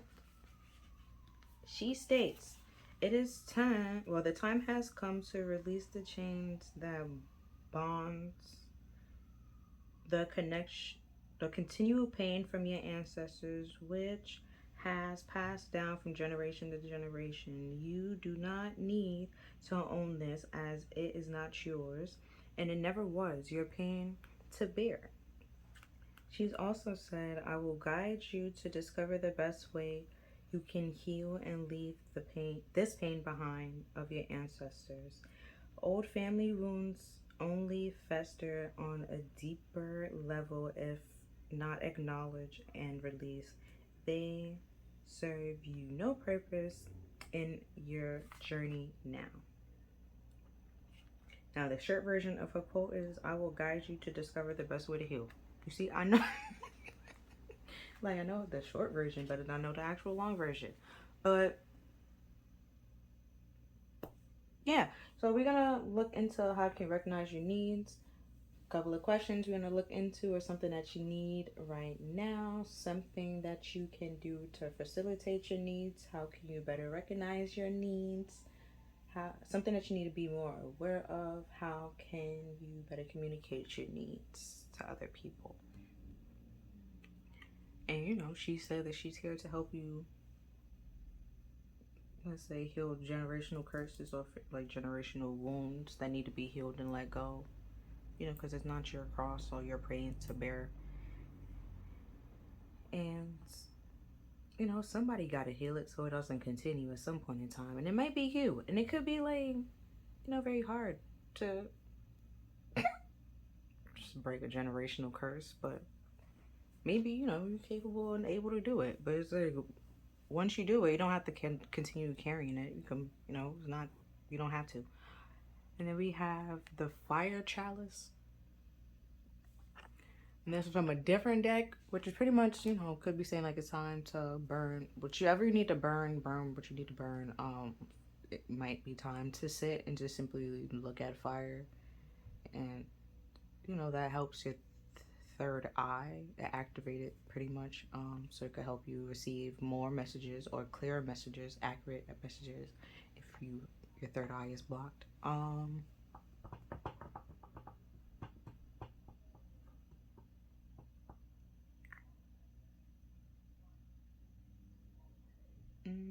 Also fire, you know, fire signs is Aries, is supposed to be like a pioneer and stuff like that.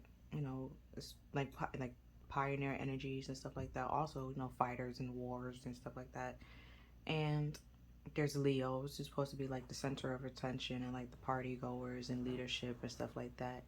And then there's Sagittarius, which is, you know, fun, happy-go-lucky. It's supposed to be, that's an archery, taking shots and stuff like that. And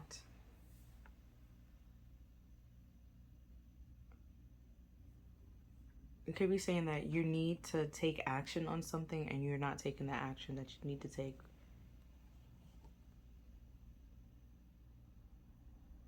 And that's holding you back from your journey and your happiness.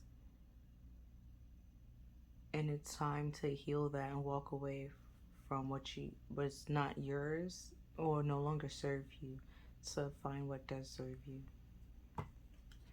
So we have the runner in a codependent relationship, fear of intimacy, listening to ego.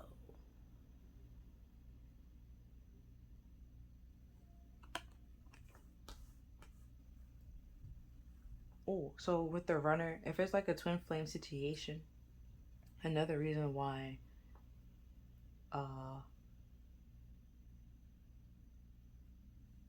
Amberly, what I'm gonna say Amberly, whatever.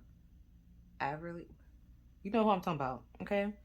Could be here, it could because like the fear of intimacy, like tell you, like you were in a household where that didn't really much talk about your feelings or express your feelings and stuff like that, and you look for that in other people, and that like results you in having a lot of codependent relationships because you're looking for validation and love and care and stuff like that in another person rather than,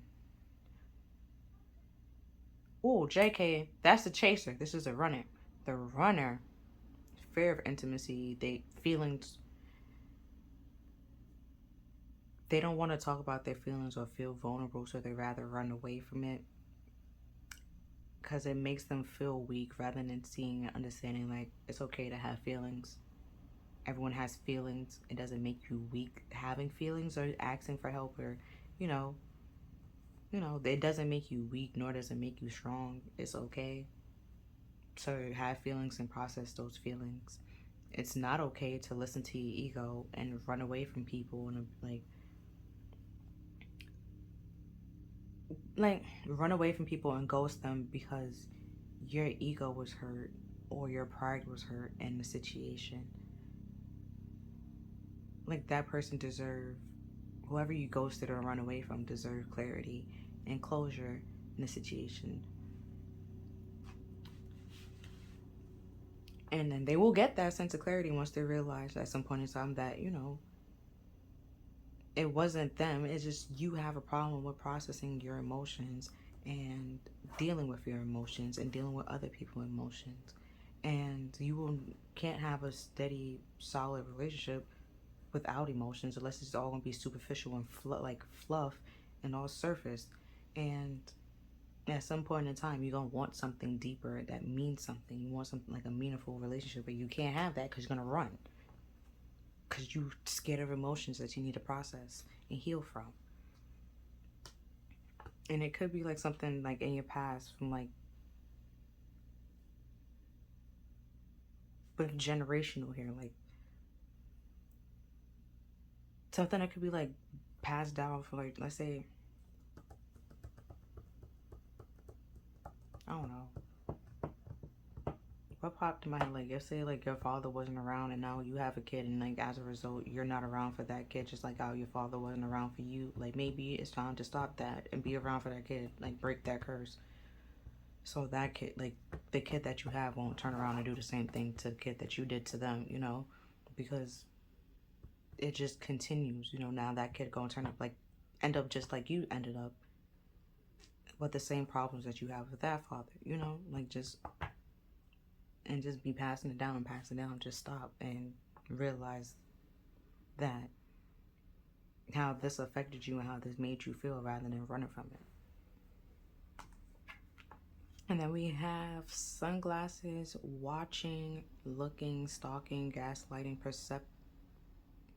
perception, focusing out.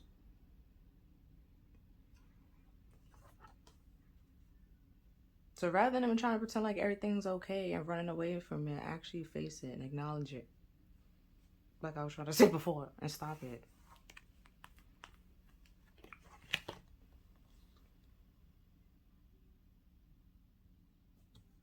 And gaslighting is pretty much a form of lying and manipulation. And it's not okay to be stalking people. That's invasion of privacy. And if it's a relationship, if you feel like you have to stalk them or watch them to find out what they're doing, simply, maybe it's already time to get out that relationship. You shouldn't have to do that. And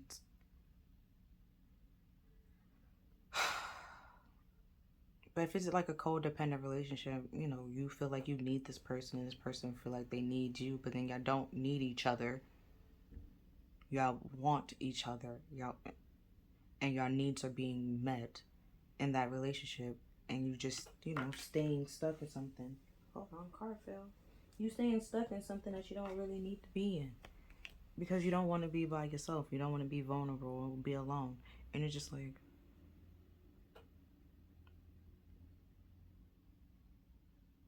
and then, or you go in a relationship and make it seem like you want something deep and something like that when you really don't. You want something surface level because that's all you can handle.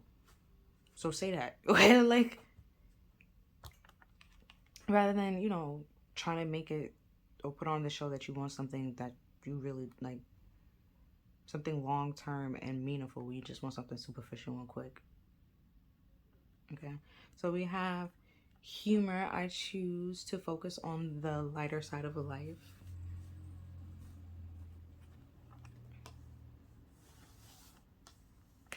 Ooh, not my shoulder popping. And then we have unity. I understand that the love shared with another is amplified and has a rippling effect across the universe. With the runner there, you will understand that if you stop freaking running. Like, it's just... And that you running will also cause a rippling effect.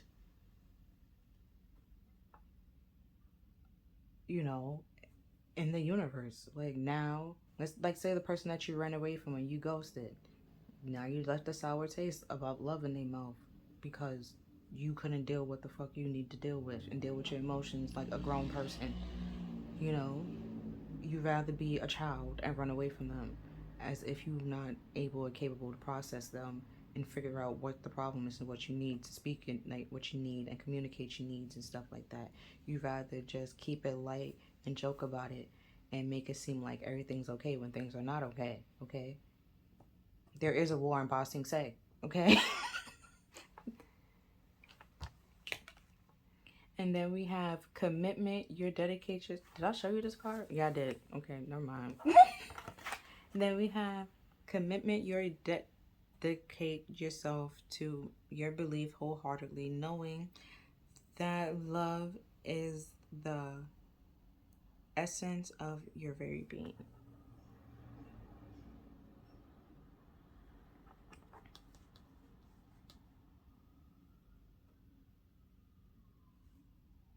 Like the unity and the connections that you're making and you're committing to could be like codependent, like I was saying.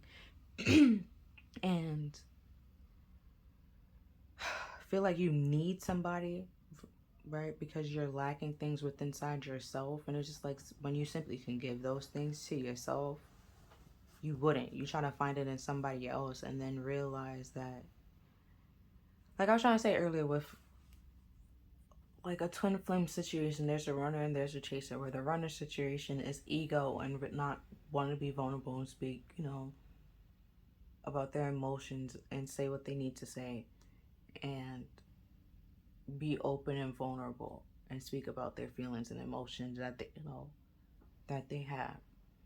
Well, the chaser's problem is fear of abandonment, and feeling, they need somebody there so they don't have to be alone and stuff like that.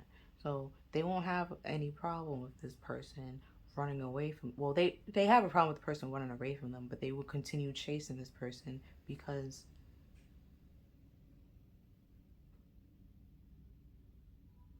they don't want to be alone, and they want like this love from this person. But then it's like, you don't need the love from this person. There's other people that can give you love, and then can be better love than this one person. Okay, you don't need somebody running away from you. If they want to run away from you, let them run. Okay, that's for the chaser. For the runner, it's not that hard to freaking talk about your feelings and your emotions. You're not gonna die, bro. It's not that deep. Okay, like, say what you need to say. Speak your truth. If like it bothers some people, they don't like it, it doesn't freaking matter. It's your truth. Okay, it's not that deep. Because you put like being this egotistical, trying to control things and keep things like hidden, secret and stuff like this, all these personas and characters that you're putting on, at some point in time you're gonna get tired of all these characters. Your body's gonna get tired of being a character when it don't want to be that character anymore. Then you don't know who you truly are. You're not going to take that time out to actually learn who you truly are, because you done lied to yourself all so many times that things are okay when it really wasn't okay. So now you have to figure out what's real from what's not real, you know. And it's just like, it's not that hard talking about your feelings. It's not that deep. You have them for a reason. They're trying to help you in ways, shapes, and forms. Like, with fight or flight response, you know, that's an emotion. You're scared, which triggered this fight and flight response. Is either you run or you stand up and do what's right. You fight, and while you're fighting, you know, your body does a whole bunch of things, you know, to respond to the scares that which scared you. Your feelings are like signs and messages that something isn't right, or what's, you know, but if you try to ignore them and suppress them as if they're not worth listening to, then things won't get better, and you're going to continue running and carpet sweeping from things as if, and not realizing what's the problem and learning what the problem is, because you're, you know, too busy running away from it to understand, to actually process, to realize and take the lessons that you need to learn from it. And then we have courage. I find the inner strength and face, well, I find the inner strength to face the fear with confidence, right? Like, it's not that bad talking about your feelings, your emotions. You could just be scared because you don't have the confidence. Or let's say like somebody used your feelings against you. That does not mean to just shut down and just simply never tell anybody your feelings, your emotions because of one freaking person. Grow up, okay? And open up to other people. Be vulnerable. Speak your truth. And if they use it against you, remove that person from your life. Stop talking to them. Don't tell them things. Don't share things with them. But shutting down and cutting everybody out, thinking that everyone is going to use what you say against you, is not the best way to go about life. And you're just pushing people away. And you will never have any meaningful connections or relationships or friendships in your life because you're too scared to actually be yourself and be vulnerable. And then we have, you think someone is lying, they are. With this whole gaslighting thing here. It's pretty much a lie.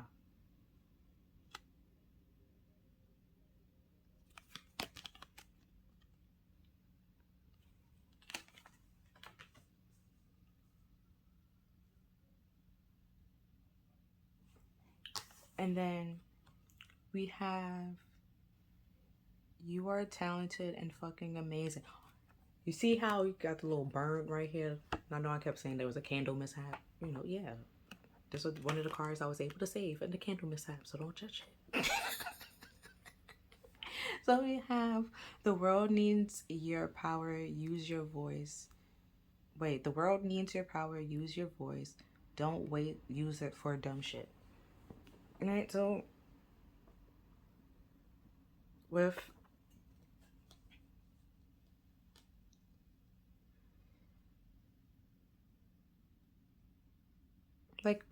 what person with being like all in their ego and trying to control things and stuff like that.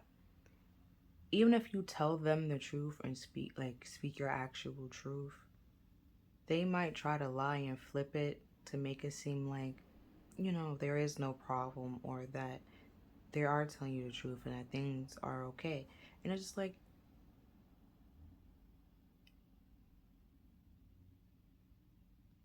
even if they're like,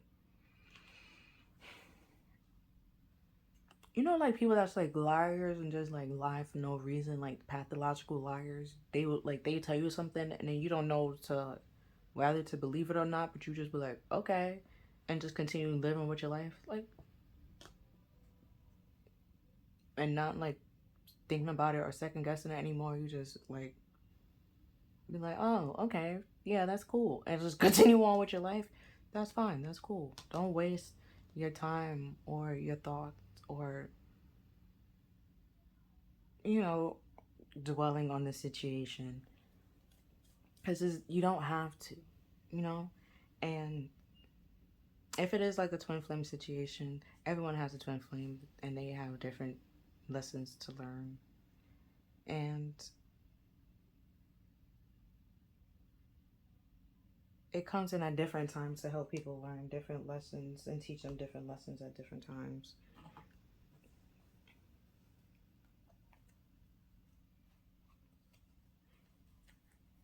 So, I'll get the tarot cards ready. So, to reiterate the questions, we're going to look into what is something that you need right now, something that you need to do to facilitate your needs. How can you better recognize your needs? Something that you need to be aware of. How you can better communicate your needs to other people. If it's like you need to be, let's say you're the runner, you just need to be able to speak your damn feelings and understand that it's not that deep. You are not gonna die saying what the hell, like saying what you feel. You're not gonna die. It's not gonna hurt you. Okay. Most could happen, you and the person get into an argument. And if you're wrong, own up to it. Don't try to brush it off and or shift blame or reverse psychology and try to make the other person, with the gaslighting, try to make the other person feel like it's their fault when it's really not their fault and it was you the whole time. Like, own up and take responsibility for your actions and your choices. And stop running away from the problem and trying to carpet sweep it and make it seem like everything is okay when it's not okay. Hit the camera ring. Well, stand.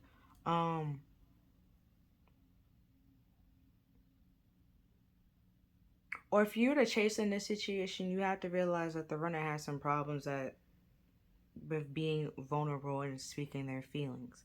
And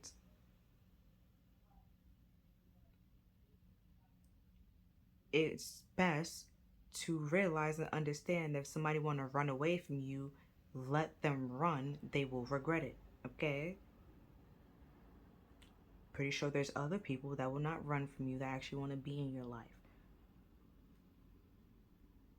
Appreciate them, be with them, try to build something with them, like meaningful friendships and connections and stuff like that, rather than have to be trying to build something with somebody that's they're running away from you. They can only deal with superficial things and surface level things. They can't deal with deep, actual, meaningful connections, because that deals with emotions, and they can only deal with but so much emotions, right? They just want something light, humor, and fun, where you might want commitment and stuff like that. That's too deep for them. They will run.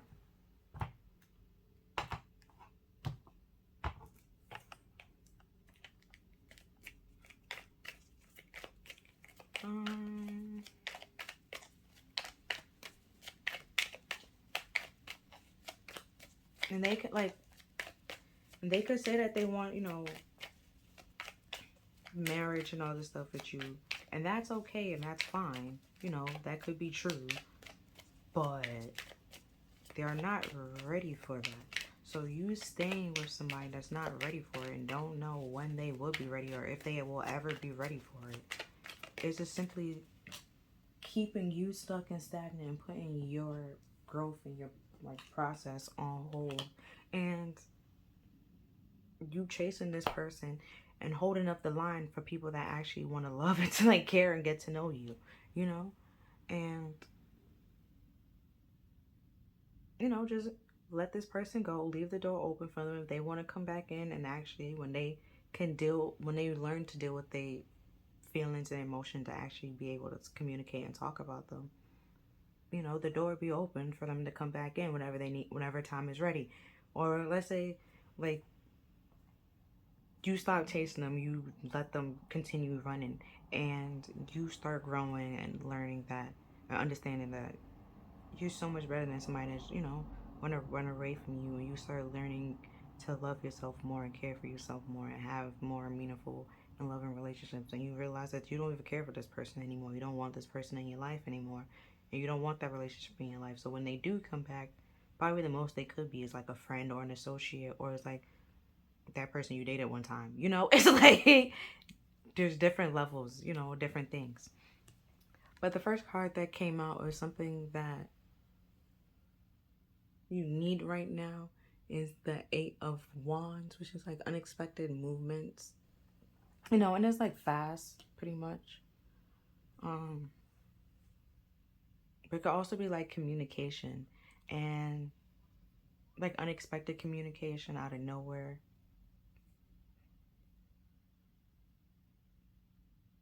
or like simply moving and taking time out for yourself for a while. Next we have the 9 of Cups, which is, you know, being happy,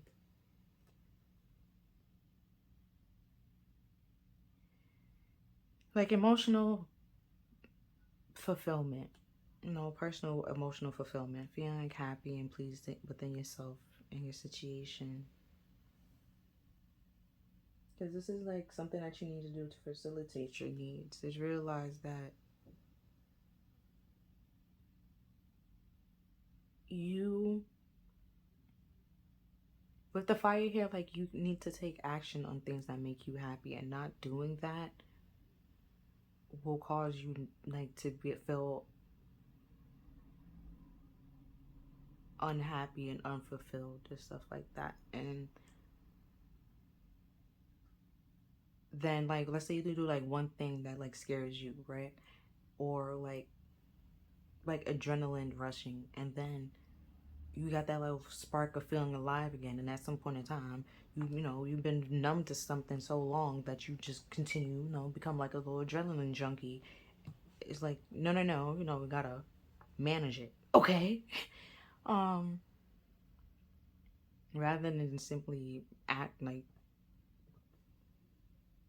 jumping from one thing to one thing and putting things in danger and running from what the situation, like with, you know, like I said before, like an adrenaline junkie, like you moderate, there we go. Moderate it, like, and understand that it's important to do something that scares you. It is like good to grow and push yourself, but there are limits, and there's things that, you know, extremes. And then we have the Sun, which is like the happiest card in the deck, but it also is like illuminating, shines a light on everything. And then we also have like the little Moon card here, which symbolize like secrets, or like things not, well, secrets, things not being, you know, some things being hidden and stuff like that. And that's how I started talking about like adrenaline junkies and like not being happy in like one area in your life, and feeling alive when you do something like risky and stuff like that. Take a look at that.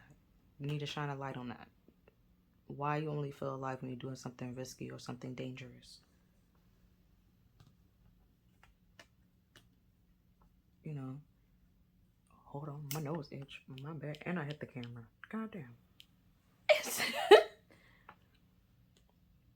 Right? To shine a light on what truly make you happy and move towards it, rather than being in something that's giving you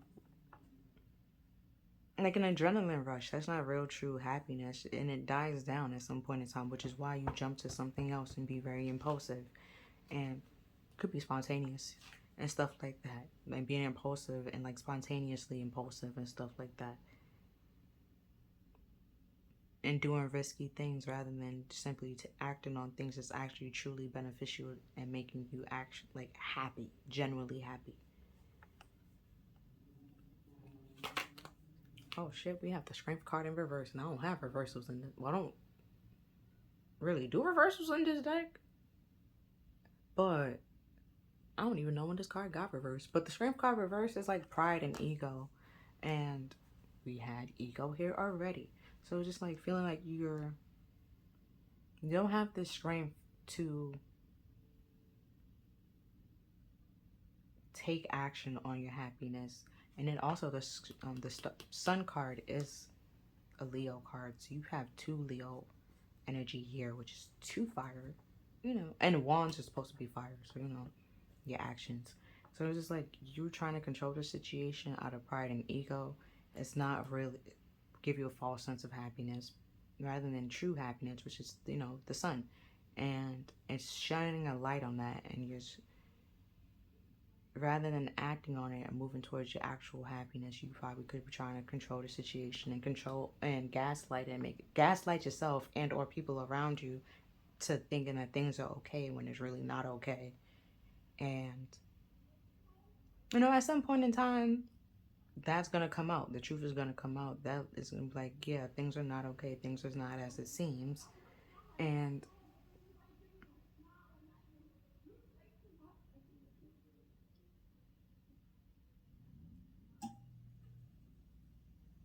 that,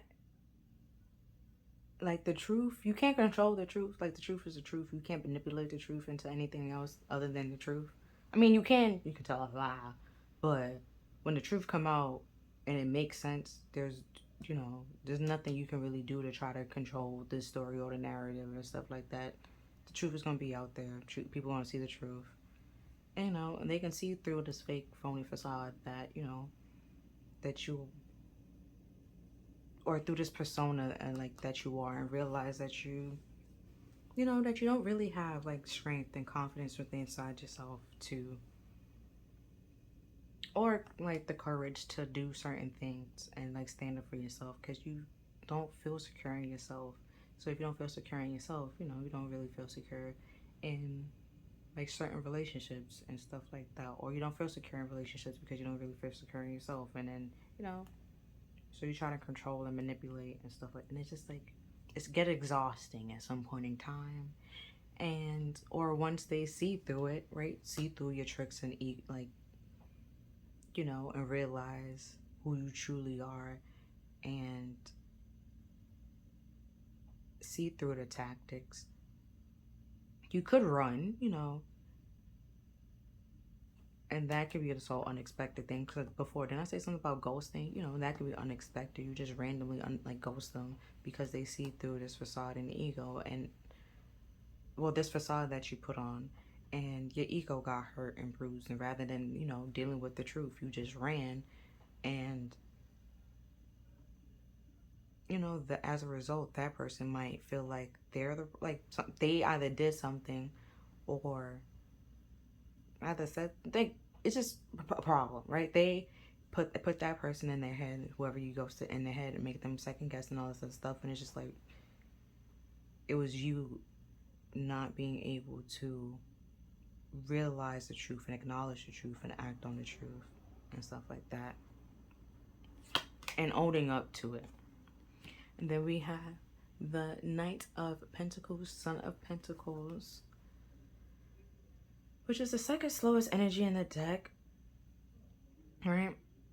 Also, we have the same moon here again, but you see, like, this time it has like the same colors as the sun, so it's like things are being shined and like illuminated, whereas here the sun was, well, the moon is white. This actually has color, because I would say, like, but let's say with the sun card here, you can acknowledge and realize that you're just dragging your feet on the situation, and the more you take your time and drag your feet, or like pretty much dragging your feet, or like wasting time in hopes of like something gets better or things will get better. And it's like, you could be dragging your feet on your actual true happiness and you're gonna miss that opportunity. Then you're gonna be all sad and depressed, and then, you know, what has your ego gotten you? Absolutely nothing. Then you have learned that it's best to be vulnerable and say what you need to say, so that you don't miss opportunities with people that you actually want to be in a relationship with.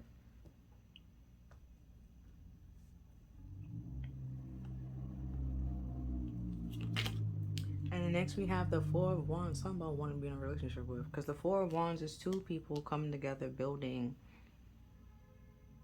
a connection. Because where the Two of Cups is two people coming together that has similarities. You know, like emotional similarities, creative similarities, and stuff like that. And, you know, then they come to, like, the Two of Cups could be like friendships and connection, where Four of Wands is like a relationship, and the Four of Wands leads to the Ten of Pentacles, which is like generational wealth and the white picket fence and having a family and stuff like that.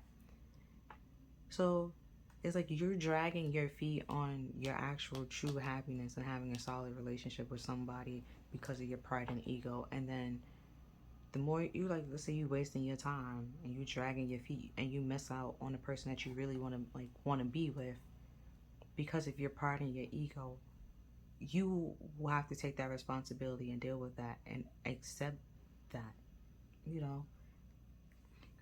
At the bottom of the deck we have, can you see that? The Six of, put that over here. The Six of Swords, which is, you know, being in choppy water and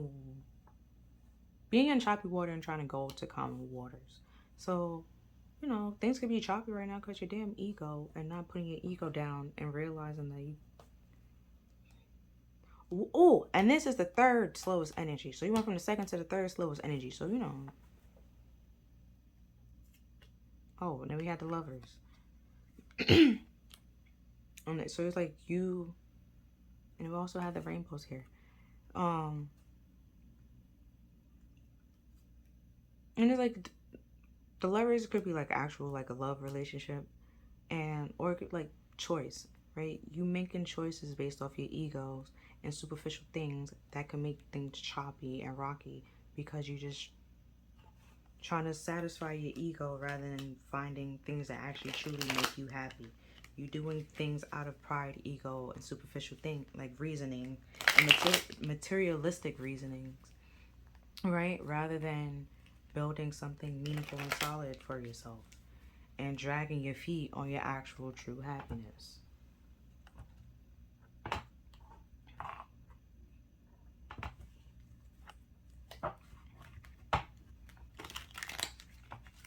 And that's...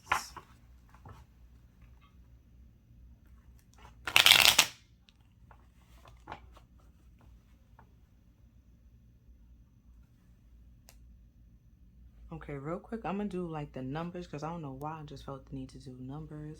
So we have 13, 8, 9,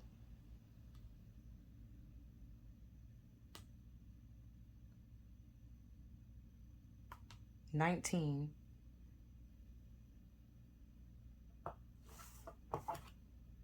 9. Hold on.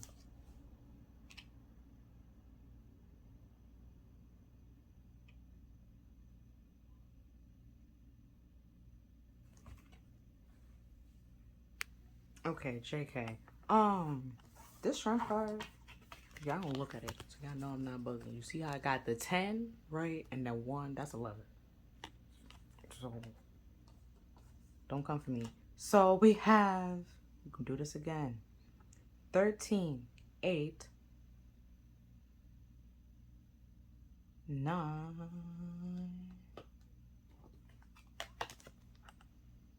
yeah, 9, 19, 11, then we have the Son of Pentacles, and we have 4.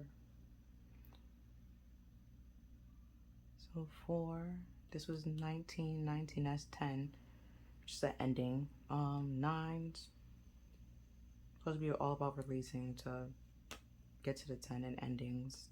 11 is 2, which is balancing. 8 is like karma, also balancing, change, movements.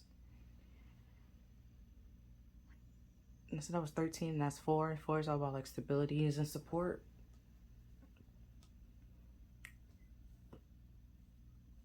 And stuff like that. Like, I was real confused why the shrimp card was a whole different number, because I was like, that made no sense. But that's legit X and 1, and that's supposed to represent 11. So y'all not gonna come for me and try to tell me that I don't know my Roman numerals, because I do. But I also know the cards, and that's not supposed to be that number. But I'm gonna do your 3 cards and then end the reading. But also, if you were in a little snippet, if you were in pile 1 and you came over here and, you know, watched this reading, hey, welcome. Yeah, you know, you weren't bugging. But if you are pile 3 and, you know, and was drawn to pile 1, yeah, you should, you know, you're not bugging. You should watch that. So we have the 10 of Pentacles. What I was just talking about, the 4 of Pentacles is a road to the 10 of Pentacles. You know, it can lead to generational wealth and something solid if you take responsibility and own up, you know, for yourself, and realize that no one can read your mind, know what you need, unless you say what you need or say what you want to have something that can lead to something generational. And having those meaningful connections and relationships, rather than running and pretending that things are okay. It's not okay. And then we have the King of Pentacles, the King of Coins, and he's supposed to be like, you know, husband material, boss material, like boss, like, you know, stable, grounded, and stuff like that. But he can sometimes, you know, they can like be materialistic and be very manipulative, thinking that, you know, money equals power and stuff like that, and that's not true. And then we have the Chariot. You see here, right? That's 5, 1, 1. That's 7. Okay. And I know that's supposed to be 8, but that did not say 8. So do not come for me. I know my Roman numerals.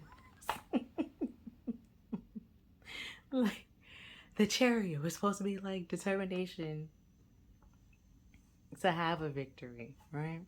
And, you know, you could be like determined to have a meaningful and solid relationships. And you can have that. Just stop trying to manipulate the situation or control the situation or make people into something that they're not. Like, take responsibility for what you can take responsibility for and move the hell on, okay? Like, you can't control. Some things are out of your control, okay? And you need to move the hell on for what's, you know, that's not in your control, and stop trying to control it.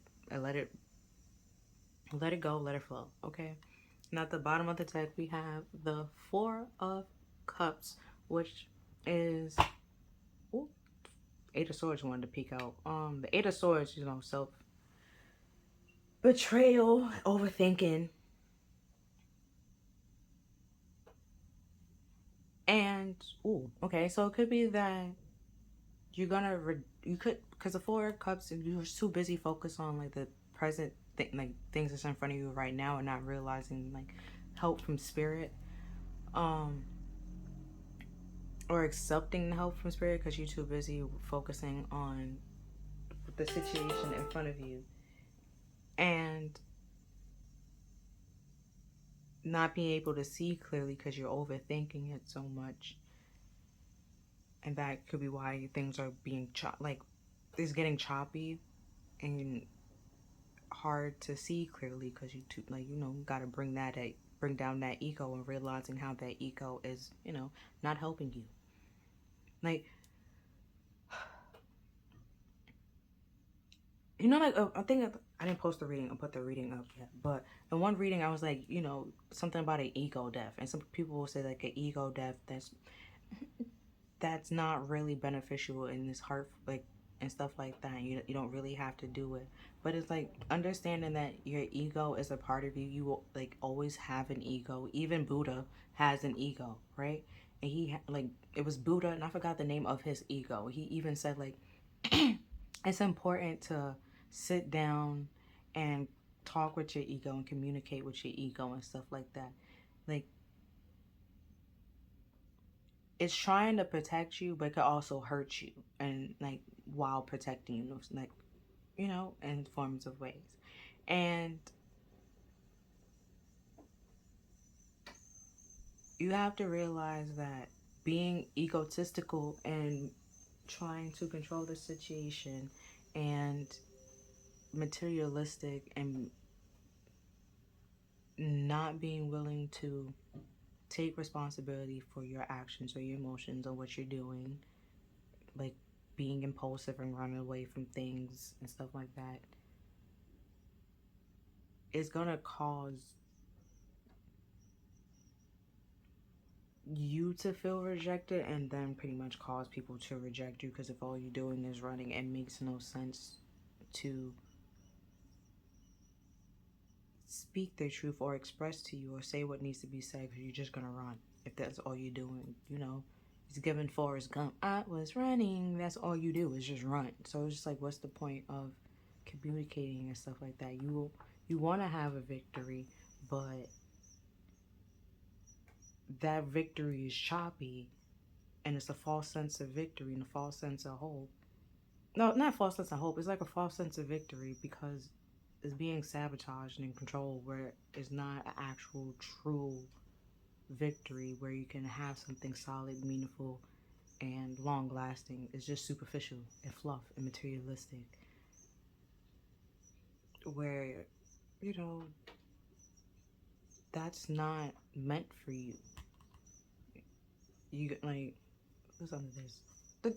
The devil and the Six of Cups, reminiscing. You're gonna be reminiscing on like the past, where you want to be happy, where you could be happy, but you couldn't because you were too insecure with, you know, materialistic things or like superficial things, and insecure to speak your truth, and too scared to do it, and sabotaged it, and trying to pretend like you come off as this king where you're really not this king. You're scared and you're insecure and feel like you can't speak your truth and be open and vulnerable with people. And if somebody like sees that and acknowledge that and still want to be friends with you and stuff like that, you just, like, if you run away from them, you just a dick at that point in time. Or like you ghost them, it's like, you know, of course they're not gonna want you to come back in their life. They will reject you because they accepted you the way that you were, and you ran, okay? Because you couldn't like realize that someone could accept you for who you are and what you are, right? This little like insecure person that, you know, is scared of rejection. Everyone is scared of rejection, but you know, not everyone runs from it, you know. But I mean, you do you. Rejection happens to everybody. And then with the devil, you know, this self, they, didn't we have the Eight of Swords? That's the kind of sort of devil energy, because you're overthinking and self-betrayal. And then Five of Swords, self-sabotage. That's another. Oh yeah, and the gaslighting. It could be you simply like sabotaging yourself and saying everything is okay, gaslighting to yourself, which is another form of devil energy. And if you're being materialistic and manipulative, another form of devil energy. Ego and pride, another form of devil energy. Just a lot of devil energy, and it's gonna continue and just build and build and build, and then you just get stuck in something that you don't want to be in anymore. You know, self-imposed chains. And did we have that? Self-imposed restrictions and limitations. Yeah, you have to break yourself from those chains and realize that no one put you there but you. And if you want to break out of it, you have to do that yourself. But yeah, other than that, that's all I'm seeing for you, pile 3. If you feel like this reading resonated with you, please like, share, and subscribe. Other than that, I'll see you next time. Bye. It's a vibe all the time. It's no surprise. Hi there, pile 4. Welcome to your fixing the camera. Don't mind me. Welcome to your reading. So you pick the Destiny card. Right, I'm gonna read you this dragon's quote before I get into your cards. So, reiterate, before I read the quote, we're gonna look into recognizing your needs. What are some things that you need right now? Something that you can do to facilitate your needs. How can you better recognize your need? How can you get better at recognizing your needs? There we go. And something you need to be more aware of, and how can you better communicate your needs to others. Right? So, Destiny.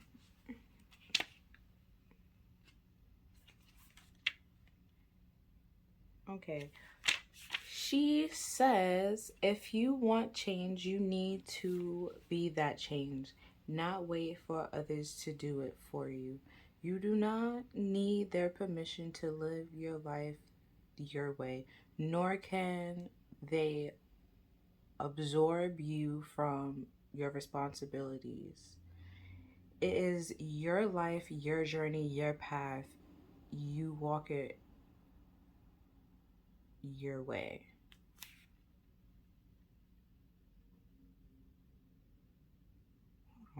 Oh, okay. I was trying to look for the end of the quotation mark, but I was like, what? Okay, there was more. Light and fluffy will not create long-lasting changes on your planet. Have you ever tried moving a large, square, flat-bottomed stone uphill? It's impossible. As a human, you need to come together and work in unity, not isolation. Take responsibility for who you are. Hold the vision of what you wish to create and work together. Work together with others. There we go. And then the short version to her quote is, it's your journey, your life, your path. You walk it your way. And then we have Blissed, which is from a whole different deck. You know, and Bliss is kind of sort of self-explanatory. You hit the camera with my shoulder. Well, I hit the stand, not the camera with my shoulder. I hit the stand with my shoulder. But Bliss is pretty much self-explanatory. You know, happiness, peace. You know, being happy, fulfilled. So, we have karmic relationship, fleeting triggers, turmoil. There we go. Resentment, lessons, letting go, and loving you.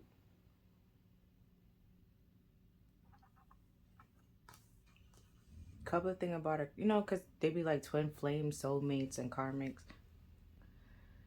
Your twin flame or your soulmate can become a karmic if you learned the lesson and you continue holding on to them. Right? Let's say, okay, like every person in your life, like, let's say is meant to teach you a lesson or learn a lesson, right, from, and help you grow in some way, shape, or form. Now, let's say you learned the lessons that you learned, but, continue having that person in their life and they fulfilled that, their purpose, which is teaching you that lesson.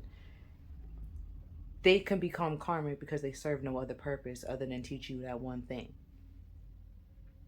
It's like, if it's a video game, it's like that one, like a non NPC. It's like not really important character that, you talk to for like, to tell you something. But then like if you continue talking to them, they just repeat the whole thing over and over again because they'll have no other information to tell you. And then that can keep you stuck. And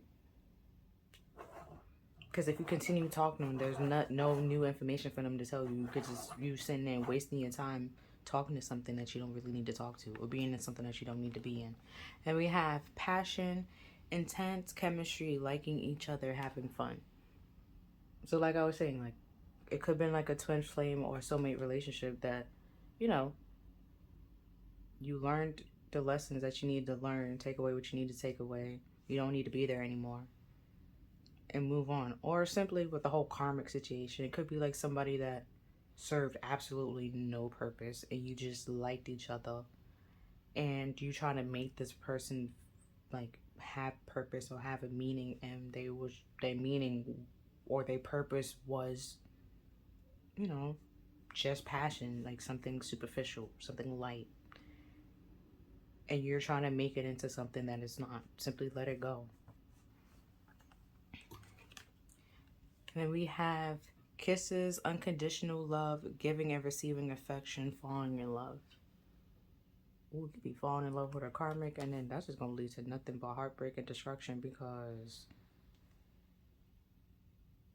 it's not needed. It's not necessary. That's why it says letting go and loving yourself.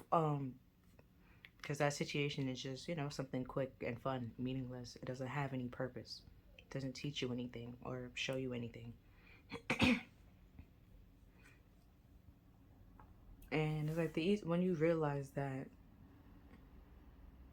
and let it go, that's when you can like welcome bliss in your life and love and unconditional love and true love, and be able to give and receive love equally, rather than just you're giving and the other person's not really giving the same amount of love that you're giving.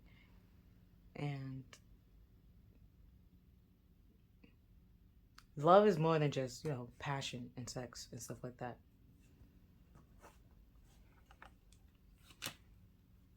And then we have evaluation. You make the conscious decision to raise your vibration in love.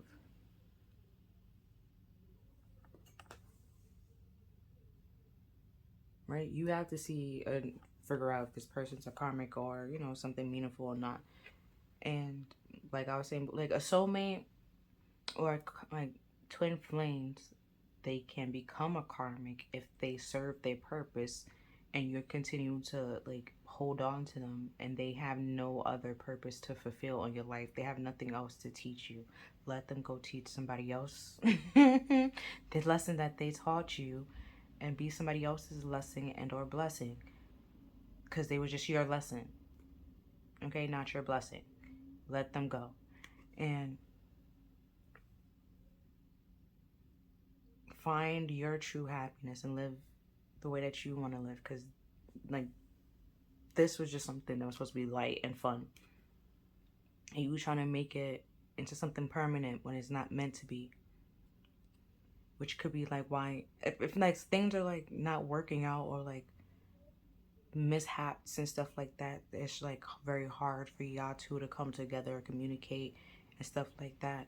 That's why, because you try to, you know, make the person fit in a position where they're not really qualified for. And then we have kindness. You are a humanitarian, made of love, and you are able to share that energy with others. Right? So like you might know what this have like intense chemistry and liking each other. That doesn't mean that, you know, the fun that you have is meaningless or pointless. It just simply means that it was nice while it lasted, but it's not meant to last this like the test of time. It was just meant to last for maybe that season, and that's okay too, you know. And then we have love. I commit to the practice of seeing the good in all. Like what I was just saying, like it's okay to understand and realize that you don't have to keep this person in your life for this like the test of time. Like things might not be working out because it's time to let go, so y'all can both grow like separately.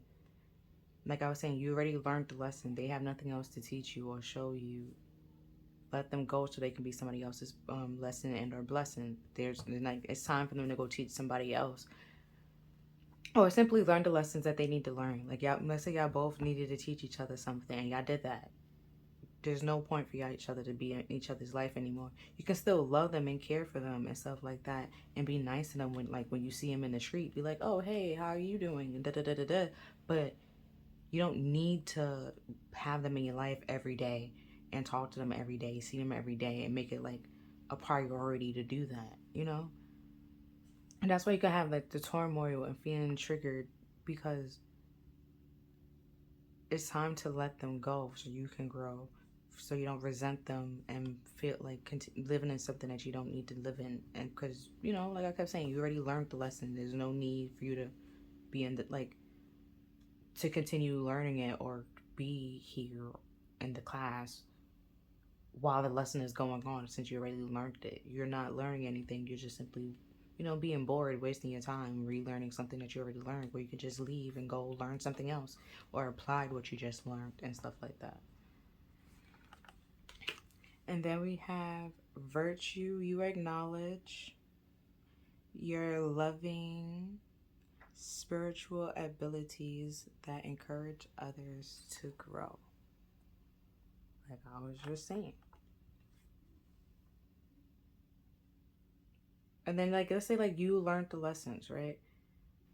And, you know, now you no longer, like, mind a little analogy, like, you in a classroom, and there's, like, other people that has to learn the lesson. And you sitting there wasting your time relearning something that you don't need to learn. So rather, when you go out of the classroom and actually helping people, or, like, finding where you can apply the lessons that you just learned to help other people grow, just as, like, as you helped yourself grow and lead other people and stuff like that. You just being stuck in a situation trying to make it fit, when it's just like, it's not going to fit, nor is it going to work, because it's not meant to. Like, that wasn't the lesson, or that wasn't the lesson you're supposed to take away of trying to make this work and make it fit. It was it's okay to outgrow people. It's okay to grow into, you know, morph into something bigger and better, and want the same for other people, and still sending them, like, love and happiness and wishing nothing but the best for them, even if y'all talking or not, you know? And, you know, not like realizing that,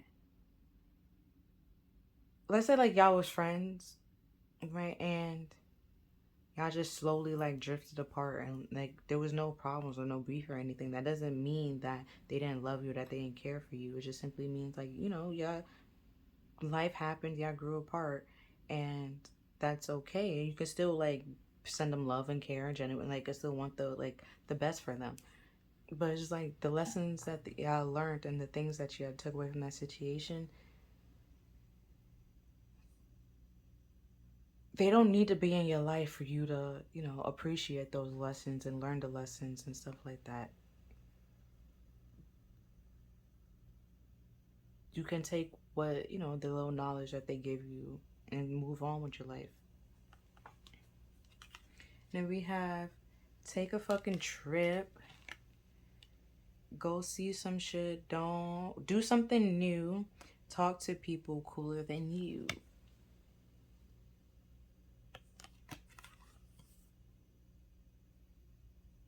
Like what I was just saying, if you don't need to have this person in your life to understand the lessons, on, like, to continue learning the lessons or processing the lessons. Like, because in school, right, you know, like, one teacher teach you this lesson and another teacher teach you that lesson. You know, you move around from class to class.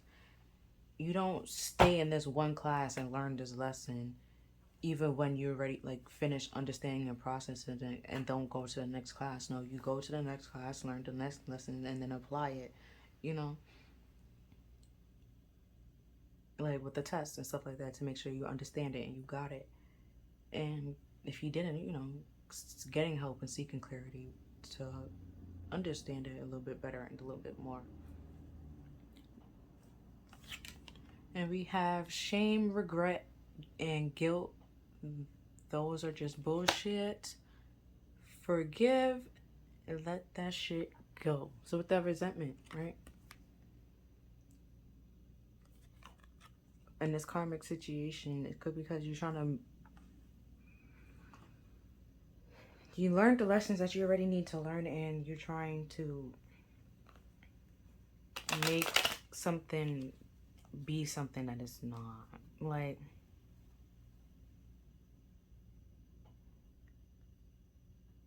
and for my example, right, it's like a little analogy or an example.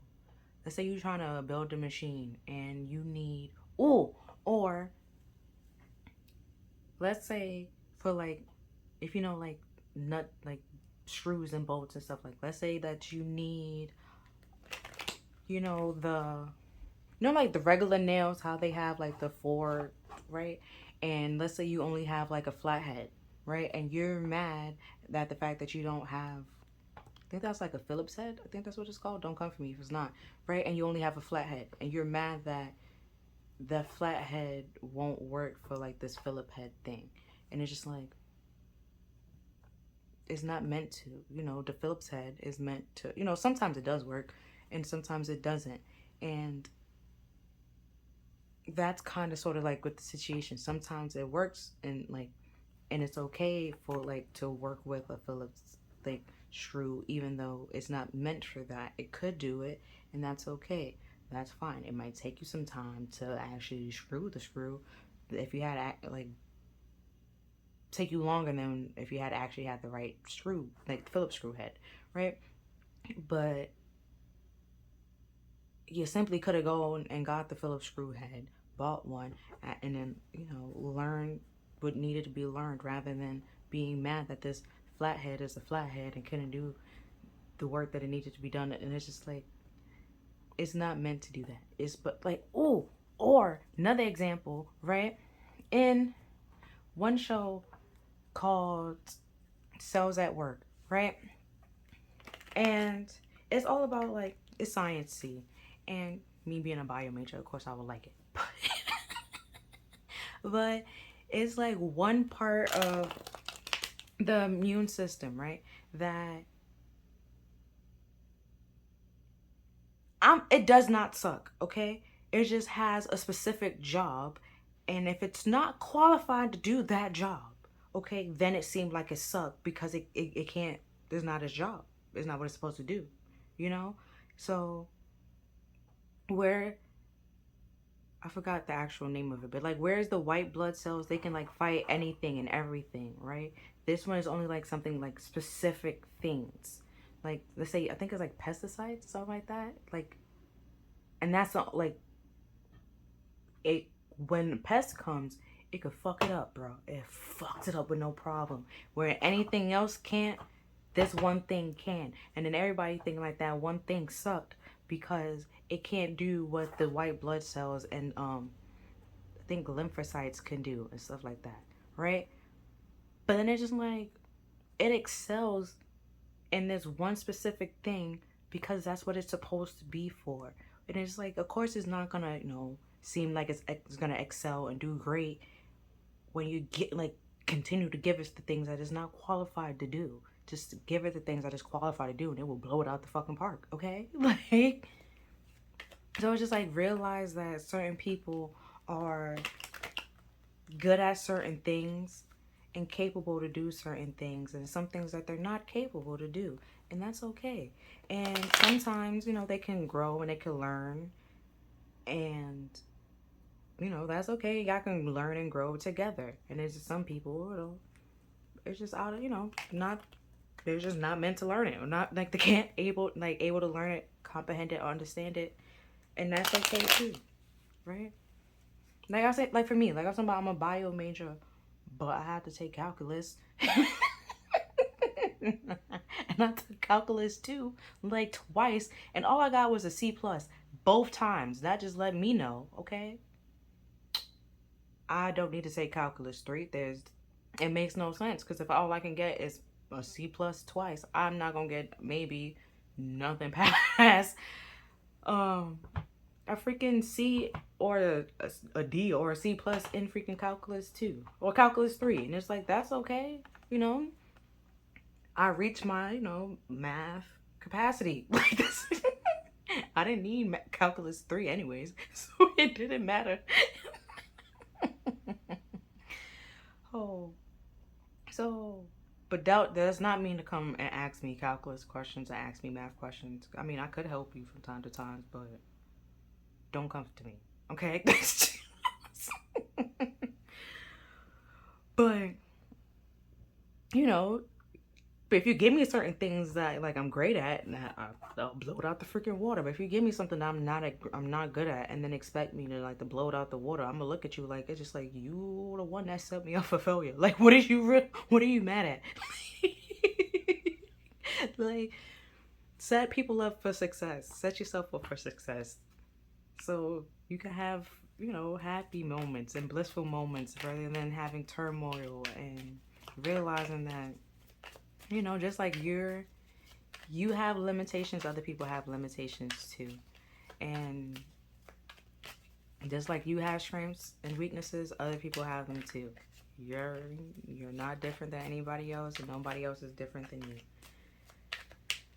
So let's do the tarot cards. So I'm shuffling. I'm gonna read it. The questions is, what is something that you need right now? Something that you can do to facilitate your needs. How can you get better at recognizing your needs? Some things that you need to be aware of, and how can you better communicate your needs to others. First card out is the Queen of Pentacles, which is like wifey material, and like she could run her own business. She's financially stable, independent, so nurturing, humble, and stable. She's not one of anything. She doesn't beg, not attention seeking and stuff like that. Or like another like downside or saddle shard, I guess you could say, with this whole karmic relationship being here. If it is a karmic, they could be like materialistic pretty much. And that's like negative.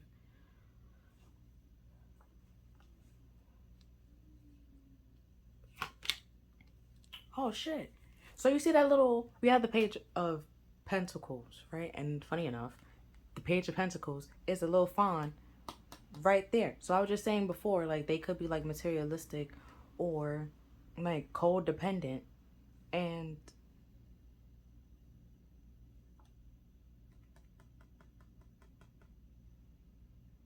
if they become codependent, they won't let you go because they're getting what they need from you. And even if it's not like actual true love, unless like I was just saying, like it's just sex, don't confuse the sex with love, because sex is not love. I mean, if you love the person, like yeah, you would have sex with the person, but then this just passion. Well, sex is just another form of passion, and sex and love is you can bang somebody and don't really you can have sex with somebody and don't really have love for them and care for them, like, emotional feelings for them and stuff like that. But the Page of Pentacles is also about lessons and learning and taking stock and applying the lessons that you learned and stuff like that. Funny enough, that was something about a student. The Page of Pentacles is normally represented to be a student, to learning those lessons. And with the Page, well, the Mother of Pentacles being here, and I was talking about like before, she's so nurturing and caring and stuff like that. And then the little fawn here is this little fawn.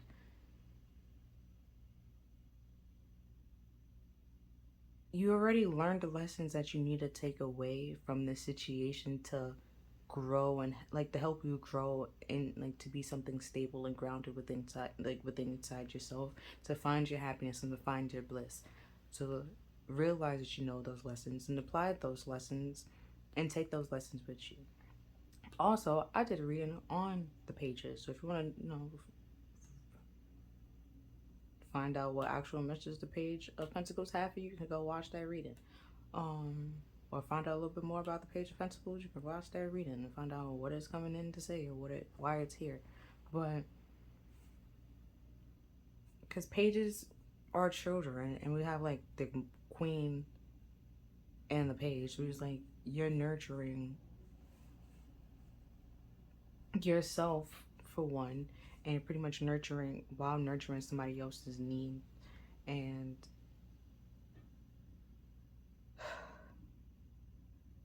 that could be like a codependent situation if they like just with you for financial reason or money reasons. It's materialistic and superficial. And you need to realize that and learn that and realize that it's not equal give and take, or giving and reciprocation of love. And releasing that person and letting go and taking the lessons that you have that you have learned and moving on and moving forward. Next card is the Knight of Cups, which is all about gaining confidence. And knights are, so you pretty much, you know, with the page, it's supposed to be like messengers and stuff like that, and like children for one. Like knights are movements and increase in rank. So you went from a child to like higher in ranking, so you're a little bit more mature and understanding that you need to have the confidence to let something go and to walk away from something. And gaining that confidence and building that confidence will help you letting this go and learning the lessons that you need to let go, and also help you process what need to be processed and see why it was important. Because the Knight of Cups could also be symbolize spiritual journeys and stuff like that, like I was just saying, like movement. And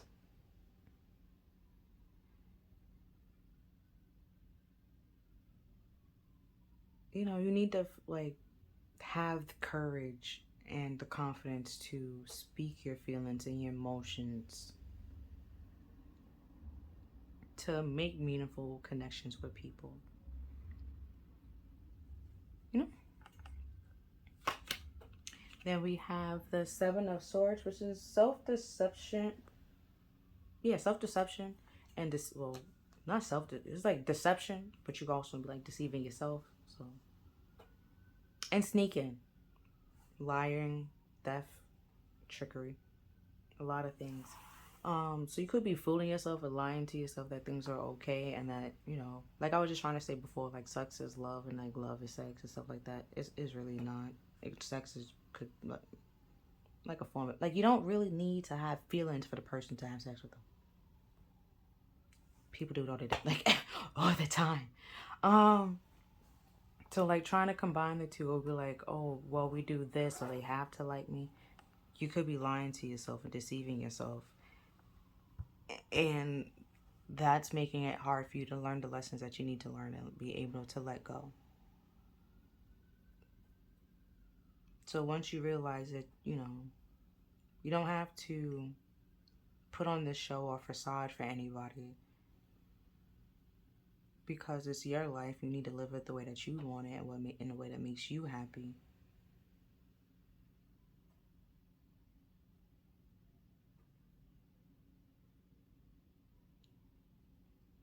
I mean, if you want to be in a karmic relationship, I mean, hey, you do you.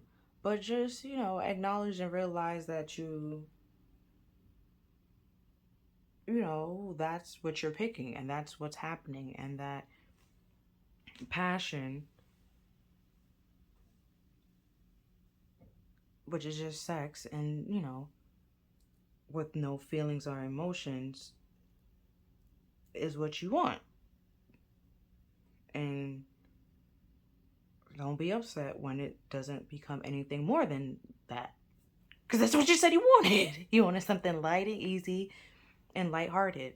So don't try to take the easy route, be like, oh, if we sleep together, then at some point they will love me, because that, no, they don't have to do that at some point. Like, they don't that's not what actually happens, you know. That could happen, but it doesn't always happen. And then we have the Five of Pentacles, which is like being out in the cold and not seeking help when you need help, and or not realizing you're out in the cold and seeking the help and getting the help that you needed to, you know, so you won't be in the cold. Like I was saying, for learning the lessons that you need to learn in order to move forward and grow. So, like I was saying before, if you want to be in this karmic relationship, hey, that's up to you. But then don't later on be mad and upset when you're out in the cold and that person leaves and walk away when they want something more and something meaningful, and you're trying to figure out, well, why didn't they want that with you? And it's like, because it was really just sex with you, you know?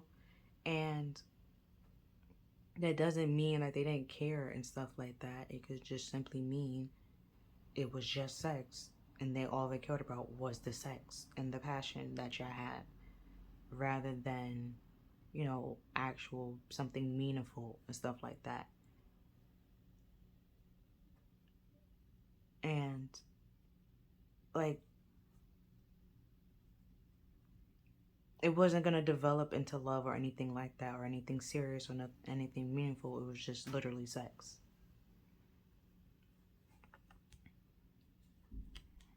And then we have the Seven of Cups, which could be like confusion, like all the glitters isn't gold, and having way too many options that you don't know what to pick.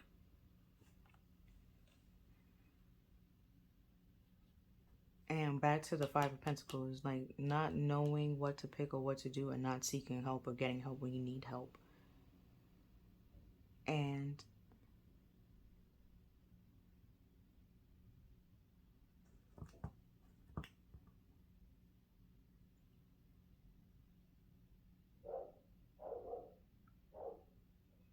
like, see, like the Seven of Swords, like I was saying before, like if you want to do that, like realizing that's what you're picking and that's what you're doing, and realizing that there's there's other options here that could have been a better option, but you're picking this option because that's what you felt like you wanted and would make you happy, was just this relationship that was based on sex, rather than learning the lessons that you need to learn and applying them so you can be stable and grounded and independent and free.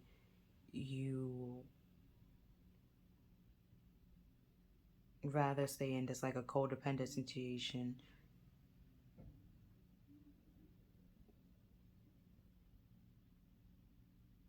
and put on like this fake sense of confidence, or this like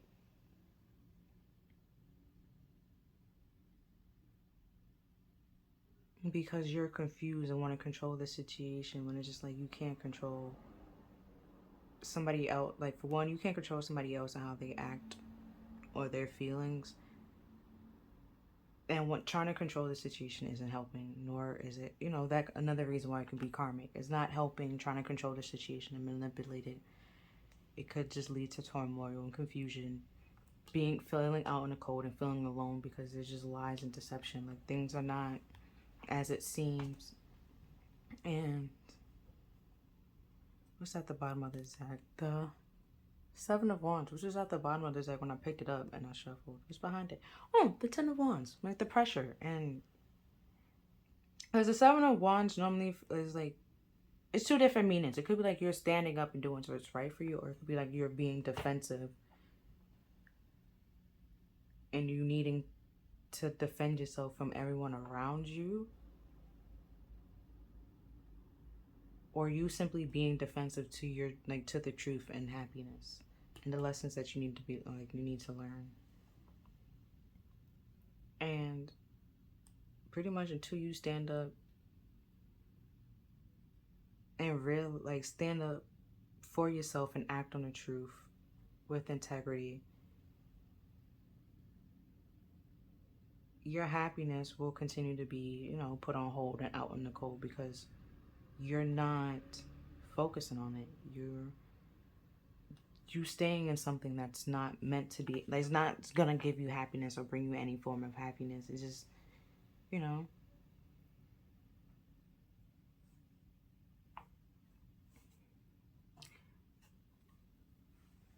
like it's just it's just a relationship or a friendship that's just not needed or serving you anymore, and you're just staying there. I don't know why or for what reason. Could be like materialistic reason and superficial reasons. Um, could be like codependent. You feel like you need them and they need you, stuff like that. You need to realize that codependency or like a codependent relationship doesn't help nor benefit neither person in that party.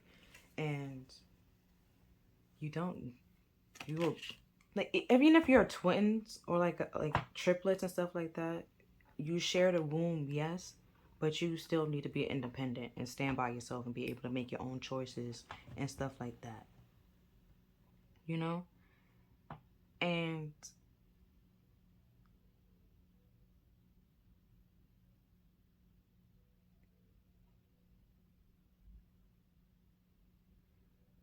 codependent relationship, you're not able to do that. You're feel like you have, either you need that person to think for you, or you're too busy putting their feelings above your own and their cares above your own. It's just no.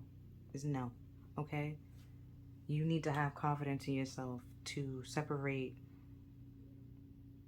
the lies from the truth, you know, to be able to see clearly and learn what needs to be learned. Seek the help that you need to get, rather than putting on this show and facade that everything's okay when it's not okay. If you want meaningful connections and like friendships and relationships and stuff like that, using what's in between your legs is not helping you, okay? They just rule, you know, they just simply will want what's in between your legs and not you for who you truly are. And there's a way to like weed those people out and know who really wants to be in a relationship for you and who really just, you know, want to have sex for you. There's a way of figuring it out and weeding it out and telling like, but you have to take the time and realize that, learn those lessons that needs to be learned, rather than just simply jumping from one to one to one and trying to not figuring out why you keep getting hurt and put it out in the cold, and no one wants to like form a meaningful relationship with you. You know, they just will rather sleep with you and go. Figure out why. Learn the lessons that you need to learn and let go of the people that you need to let go of to stop feeling that you're out in the cold. We have the Emperor. And I'm not really sure if it's a balanced Emperor or... But the Emperor is all four kings balanced within himself. Also the Divine Masculine. A balanced Emperor could ride the chariot, and you know, it took him a while to learn all four kings and balance all four kings within inside himself. And the Emperor pretty much, you know, he can like understand all four kings, but without like the emperors and stuff like that, he doesn't fully understand those lessons, and you know, can apply those lessons and be balanced. Like he can be balanced within himself and understand it, yes, but then just like to be able to apply them and care for a person the way that, you know, they should be cared for, and standing solid and firm in himself and not letting anybody like sway his decision and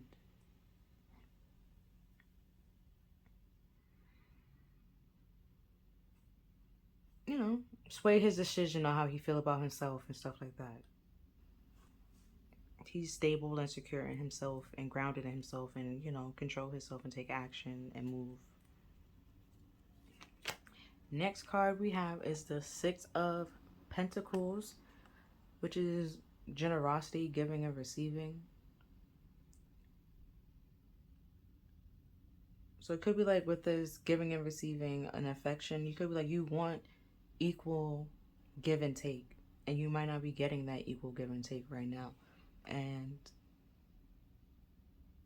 because if the emperor here, or then with the deception, like I was saying, if you're trying to control the situation because you're not getting equal give and take, that's not helping. And you will not get equal give and take in that situation. You can just simply walk away and let it go. Stop trying to control what you cannot control. Okay? Realize that there are some things that you just can't control. Some things are out of your hands, out of your control, that you cannot control it. And let it go.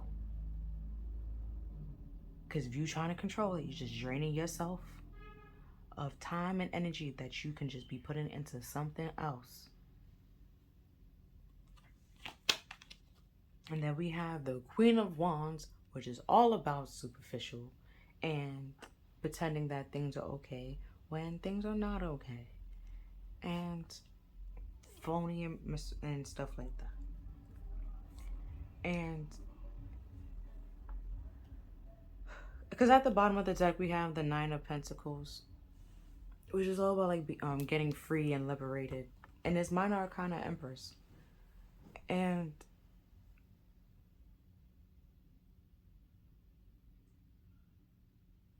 but what the Queen of Wands, what I was gonna say before I said that, they will tell you what they want you to know rather than tell you everything that need to be known, right? So that's why I was like, if you're trying to control the situation, or even like a lie omission is still a lie. If you're literally holding back bits and pieces of the story, that you're still a lying. You're still lying because you're not giving the whole full-blown story and letting me come up with my own conclusions and what I want to do by my damn self. You're trying to control the narrative, which is trying to control how I react to the situation rather than giving me the full truth and nothing but the truth. And, you know, realizing that you can't control how I feel about a situation. If you did something that, you know, was a lie, sneaky and deceptive, and you're trying, because you see, like, but maybe you didn't realize, but those are 6 swords up there. Where's the other swords? Because I definitely said this is the 7 of swords.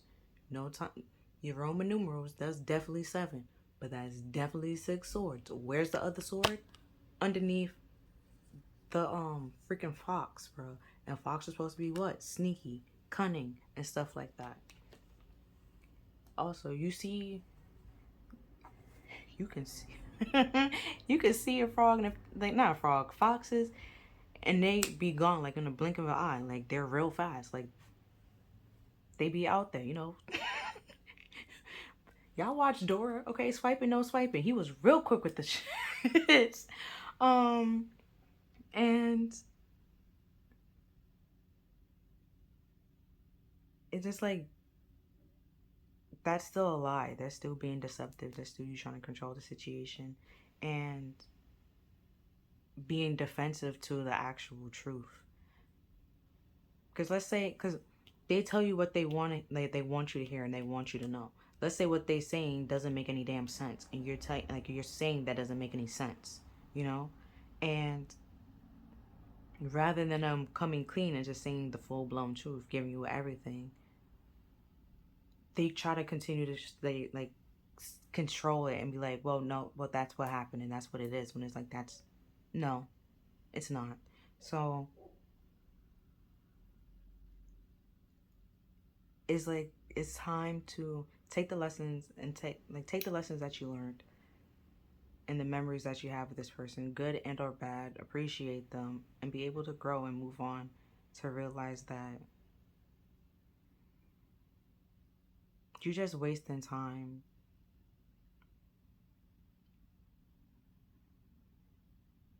putting on like a facade when you really don't have to. And that's stopping your growth and your happiness and your process. And it's gonna, with this Knight of Cups here, at some point it's gonna affect how you feel about yourself and your self-esteem and your self-worth and your self-confidence. And which is why you need to get, free and liberated and remove yourself from the situation, which is why they said to let go twice. But, I mean, you do you. But, yeah, it's a karmic relationship that no longer serves its purpose. So just let it go so you can find something that actually is meaningful and beneficial rather than, something that's codependent and materialistic and superficial. You can find something that's actually loving, meaningful, and can bring you happiness. But yeah, that's all I'm seeing for you, pal 4. If you feel like this reading resonated with you, please like, share, subscribe. Other than that, I'll see you next time. Bye. It's a vibe all the time. It's no surprise. Hi there, pal 5. Welcome to your reading. So you picked transformation. Oh, I didn't even look at the quote. This dragon comes with a quote. As soon as I find the book, I got you with the quote. So you picked transformation. Right?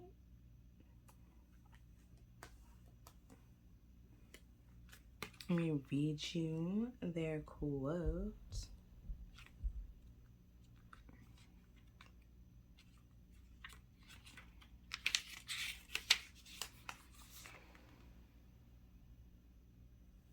Okay. Transformation tells us that you no longer need these expectations. They are in the past. They have completed their task and have no place in your future.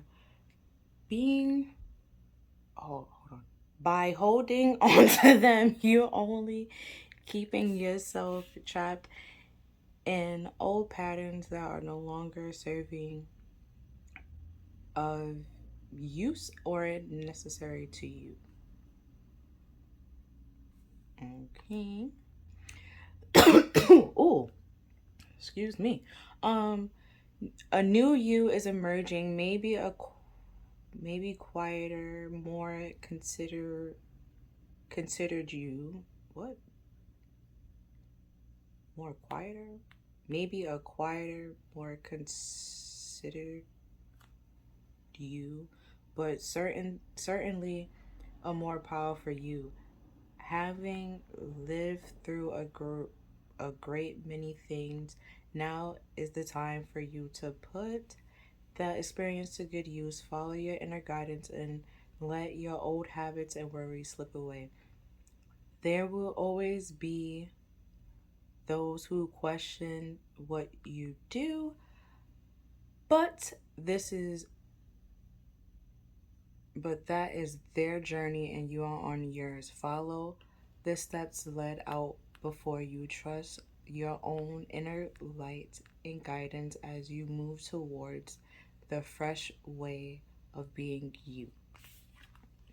Hold on, is there anything else? Okay, so a shorter version of that quote is the new you is emerging. So, and then we also have Destiny. Did a card fall or did it fall back on the table? I think it fell back on the table. We have Destiny from a whole different deck. Okay, so real quick, if you were in pile 5, right? And let's say you were kind of sort of drawn to pile 4, that's cool too. I will check it out if I was you.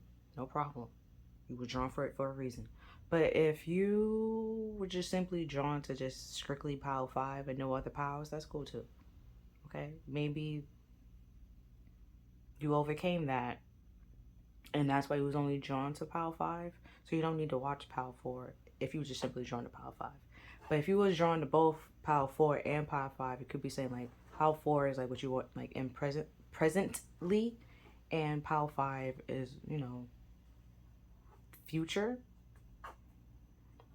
Or if you, let's say you was in pile 5, drawn to pile 5, and then was gonna watch pile 4 after, you know, it's still, like I said, like that's present and this is like future.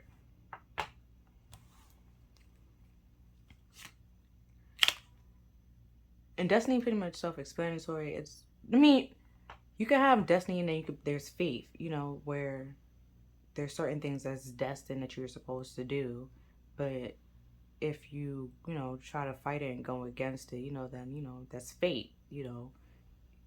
You chose faith, and that, you know, you pick your own faith, and, you know, and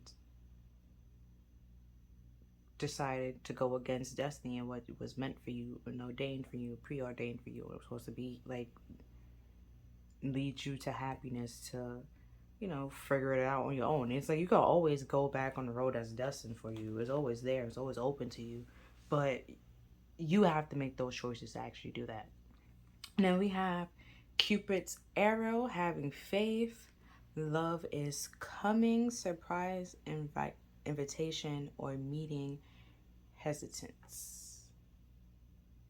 Right, with this new you is emerging, like, and you having faith that things are transferring further or transforming for the better, and, you know, knowing that things are going to get better, even if, you know, things may not seem as if they got better. You know that at some point in time it's not going to be as hard as it was before. Even now, like, it's not as hard as it was, like, let's say 10 years ago.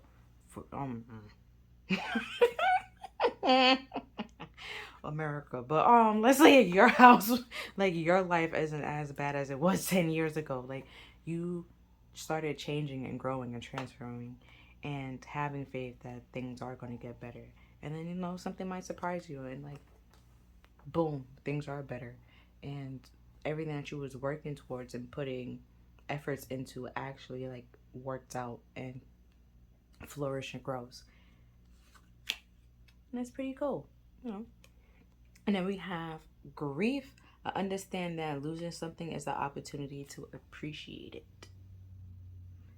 And, you know, when they be like, when one door closes, another one open, you have to, like, some things have to come to an end and close. And in order for, like, new things to come in and new opportunities to come in and stuff like that.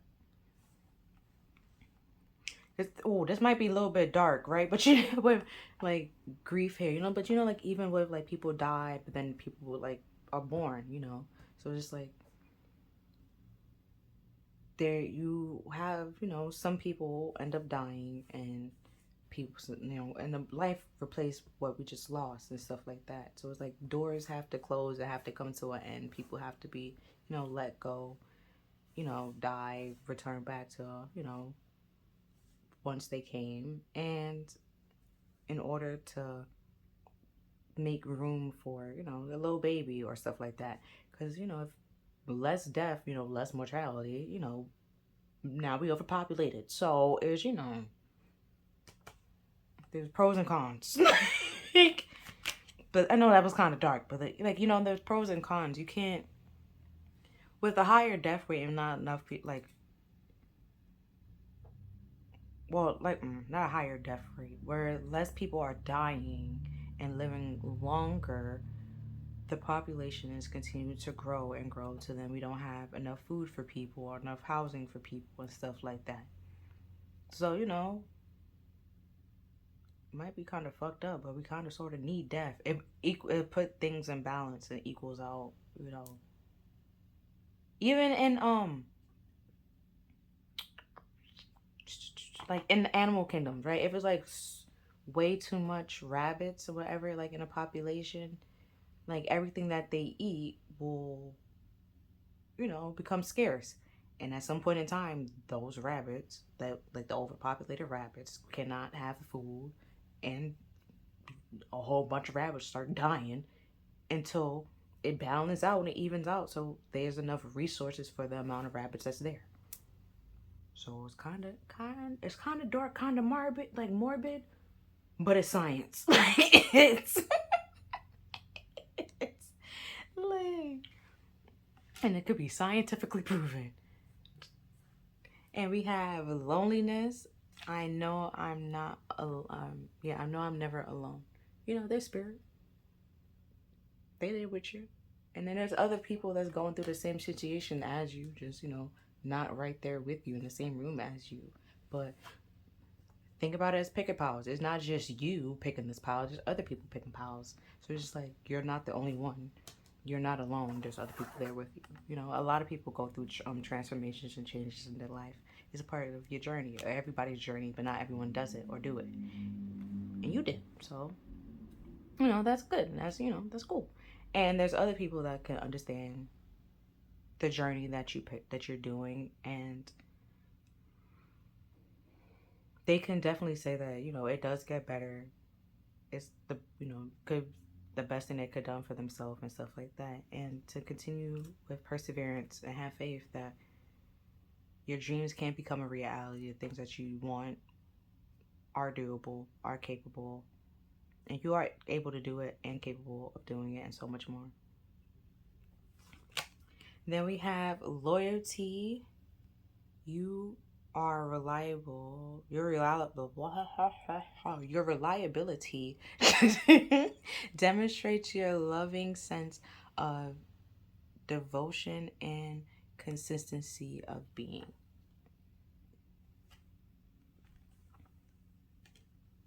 Like I was just saying, with the perseverance and like not giving up and being loyal to yourself and even to your dreams, and having faith in your dreams and yourself and spirit, that they're helping you during this transformation and along your side to help you find happiness and help you let go and grow and learn and appreciate the simpler things in life. Like even if it's like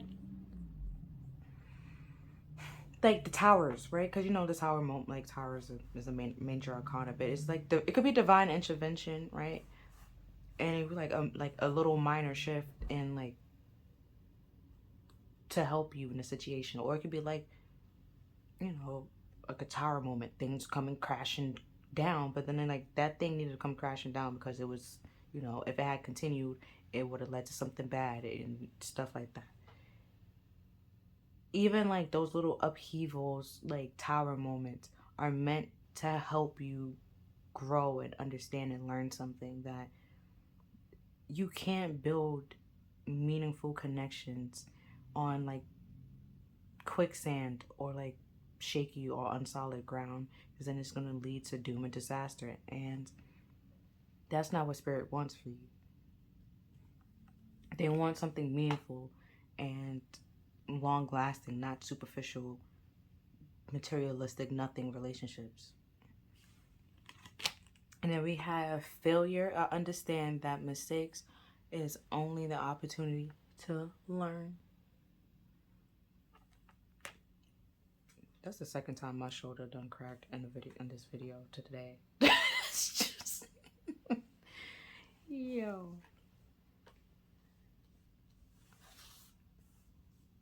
And it's the same shoulder too. That's the crazy shit. Oh,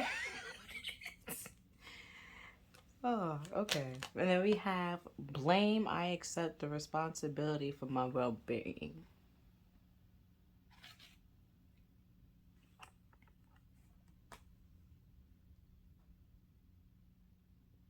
Now, if he was in pile 4, okay, and he came to pile 5, now you can understand why I said that if he was in pile 4, welcome. Other than just the destiny card, because blame did come up there too. So,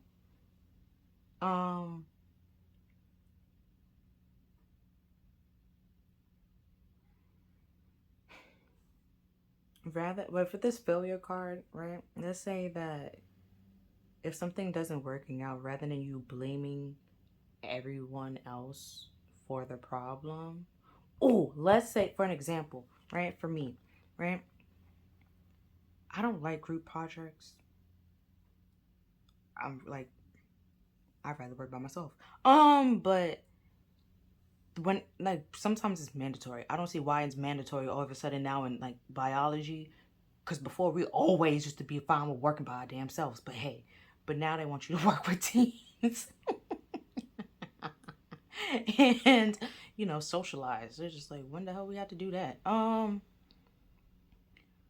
But in this group project, right, one person, it was like a bio coding project, right? So my job was coding, right? Was doing the codes and typing the codes and stuff like that. And now somebody else's job was like writing the paper and typing up the paper. Now one person, their job was literally get me the genetic sequence that I need to code. Like, I was able to type up the code and everything that I needed. I just didn't have the sequence, like the DNA sequence. And that's fine. I could put that in at any point in time.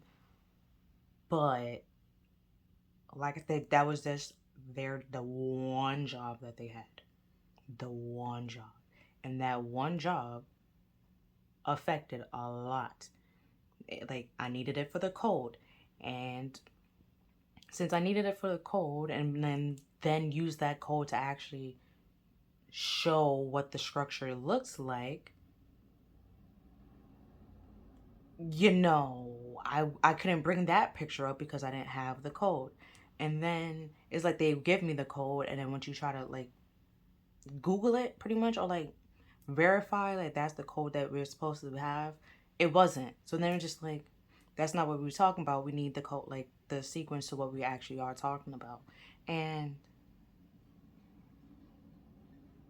long story short, they try to blame me and the other girl for the reason why the project wasn't as great as it could have been, when it was really the fact that I couldn't get the sequence that I needed, and as a result I couldn't show the structure that needed to be shown because I didn't have the proper sequence, which was their job.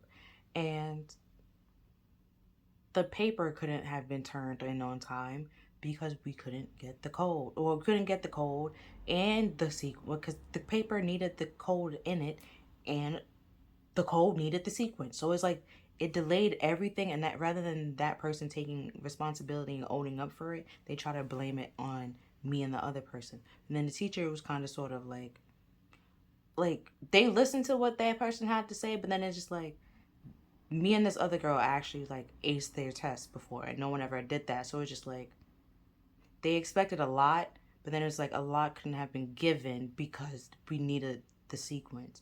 And it's just like, if you couldn't get that sequence, why didn't you ask, for help? And then come to find out, that person did ask for help, but not the actual teacher that was needed and necessary to get the help and stuff like that. So then it's just like, rather than owning up and take that responsibility that they failed on their part, they try to bring everybody else down. And it's like shift blame and not take responsibility. And it's just like, as a result, now people know like you don't really pull your own weight in like a group project, so they're not really gonna want to work with you. Then you can't own up to your own, like, you can't even own up to not actually taking responsibility and the failures that you have, and not learning those lessons and realizing that, okay, maybe I didn't do as much as I could have to help and accomplish in this project, and try to make it seem like, they did all that they could and me and the other girl did absolutely nothing. It was just like, ma'am, you just had one job, which was get the sequence, and you couldn't even do that. So it's just like, what? So, yeah. And then we have that project, that person, that idea is waiting. Get after that shit. The universe or the world has your back.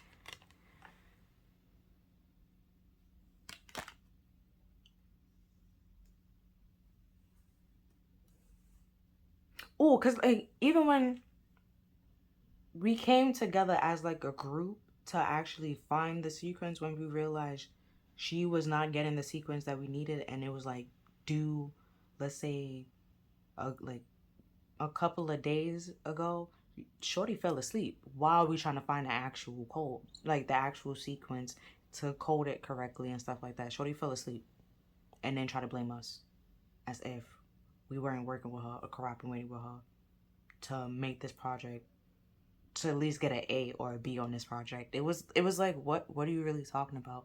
And then even the teacher, with this little blame shifting and stuff like that, didn't really believe her, or what she said didn't make sense, because it's just like, you've been struggling the whole semester, the whole term, and these two, like, at least have like a B or an A in the class. Like, they're the problem. It's given, is not equaling.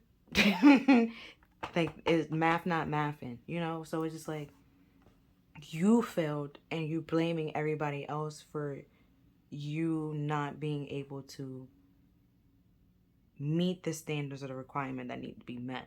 And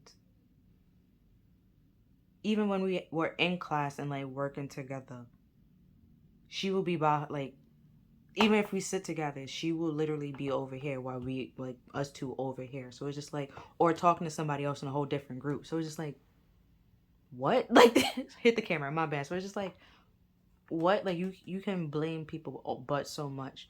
And then once you realize that you projecting your problems on the other people and they're not accepting it, or they're not going to take the blame for it, you have to accept that you did it, okay? And take that responsibility for yourself, that you failed you failed yourself, and as a result you failed other people, because it was a group project.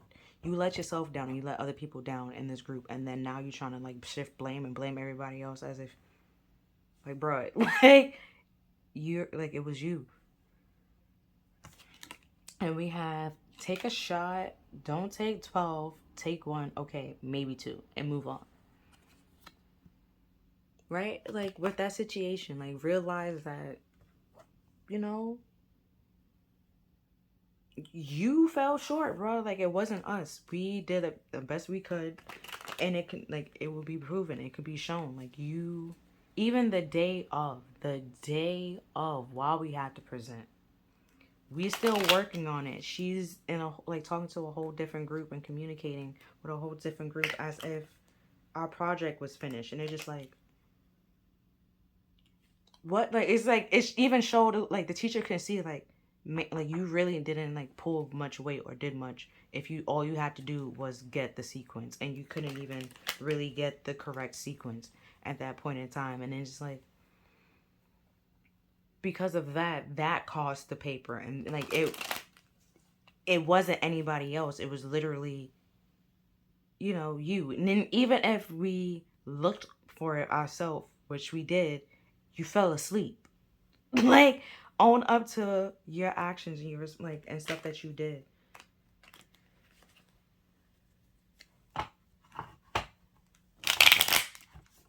Rather than shifting blame and like trying to play victim. Because people can, even while you're trying to play victim, if it doesn't make sense, people can see that. Especially if they was watching, observing, they could see that you're not the victim and it doesn't make any sense. And I mean, it brought my grade down, but like, the teacher literally like told her to her face, like, these two literally passed, like, aced my test, and you have been struggling. So it's just like, it didn't make sense. It didn't add up to how A's and B's students are not, trying to pull their weight in this project when one person been struggling since the class started. And that teacher was her advisor. So it's just like, come on now. The lies you want to be spilling right now. And she having a whole different class. Both me and that girl. So it's just like, Ma'am. Your lies not even making sense. And it's just like, it is what it is.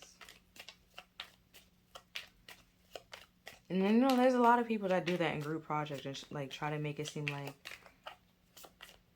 oh, like in another group project, there was one person, even though I actually like participated and put in work and stuff like that, let's say it was like 2 people that, it was a group of 5, I think, at that point in time. And like 3 of us actually like did the work, right? And 2 people didn't. Their group leader trying to make it seem like they did everything themselves. And once the teacher realized like that shit don't make, we had 2 teachers at that point in time, and they were like, that don't make any sense. We legit had to write a letter and state what we did and like what our contribution was, and who helped and who didn't help. All that was dead. Like, don't try to take credit for other people's work, or once you don't participate or don't do anything or did like the bare minimum that you can do, trying to blame everybody else for it not being like accomplished or fulfilled for like the way that it needs to be. And it's like, no, because somebody's gonna see that it make no damn sense. Absolutely none.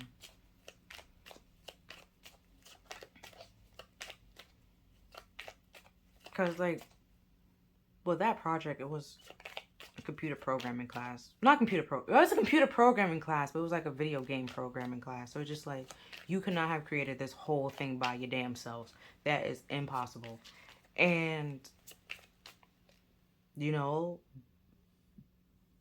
3 people actually writing the letter prove that those 3 people did something and actually contributed. The 2 people that didn't write the letter because they didn't pay attention to the email or the message showed that they were the 2 that didn't participate, and they don't get credit for, the situation. And, the teacher pretty much had to let that group leader know that you can't just make it seem like you did everything while other people did contribute, and try to like brush it off as if they didn't contribute because you didn't like what they had, and just like, yeah, this is what we all agreed on, and what, try to change the whole project into something else, because to make it seem like they did all of it by themselves, and it was just like, no, that's not what happened. And it was shown and it was proven. So it was just like, spirit or like a teacher or somebody else, like an outer party, can see when something doesn't make sense and work on it and fix it and make a fair and just decision. But let's say like you don't have, like in a situation where you don't have a teacher and you have to remove yourself from the situation and view it as if, what would you do if it was, let's say, like something like, not like, if the situation wasn't happening to you, view it from like a different perspective and see what you would do or what you would tell that person, and then do that pretty much.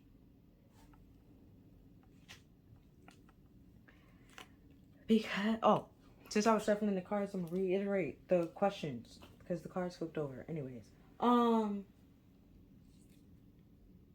what is something that you need right now? How can you facilitate your needs? How can you get better at recognizing your needs? Something that you need to be more aware of. And how can you better communicate your needs? So these 3 cards came out all at the same time. So I'm going to talk about them all at the same time because clearly they tie together or go together. So we have the 2 of Swords, which is being blocked or feeling like you're at a crossroads, not because you can't see things clearly, you block your eyes.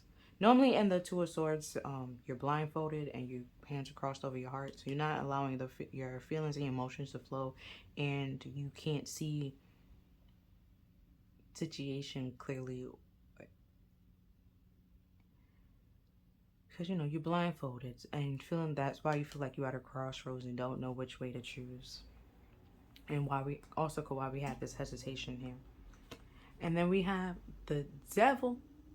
It could be like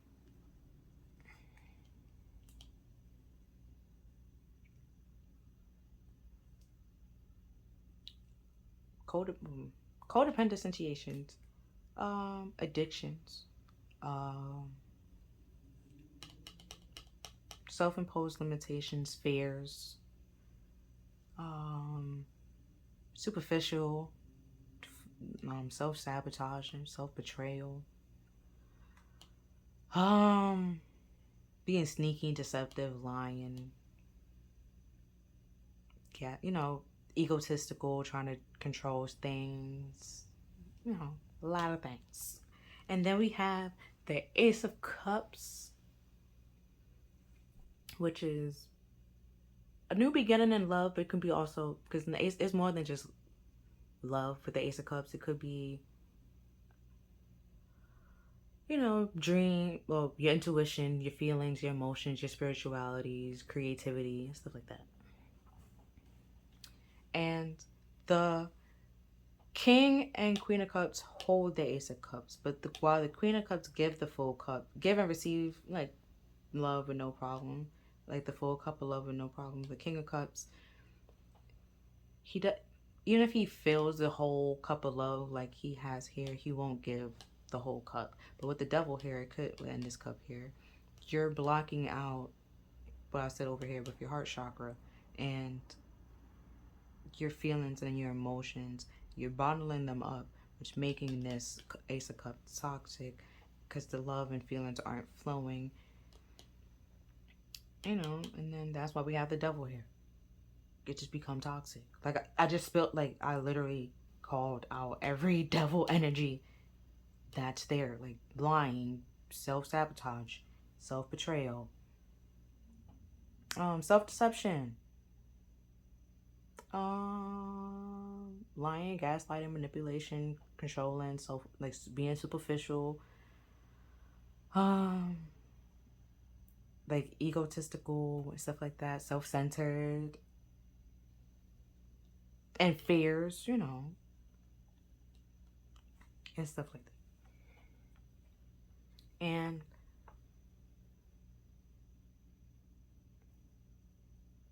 like with both examples, like I said, right? They both lied and refused to accept that.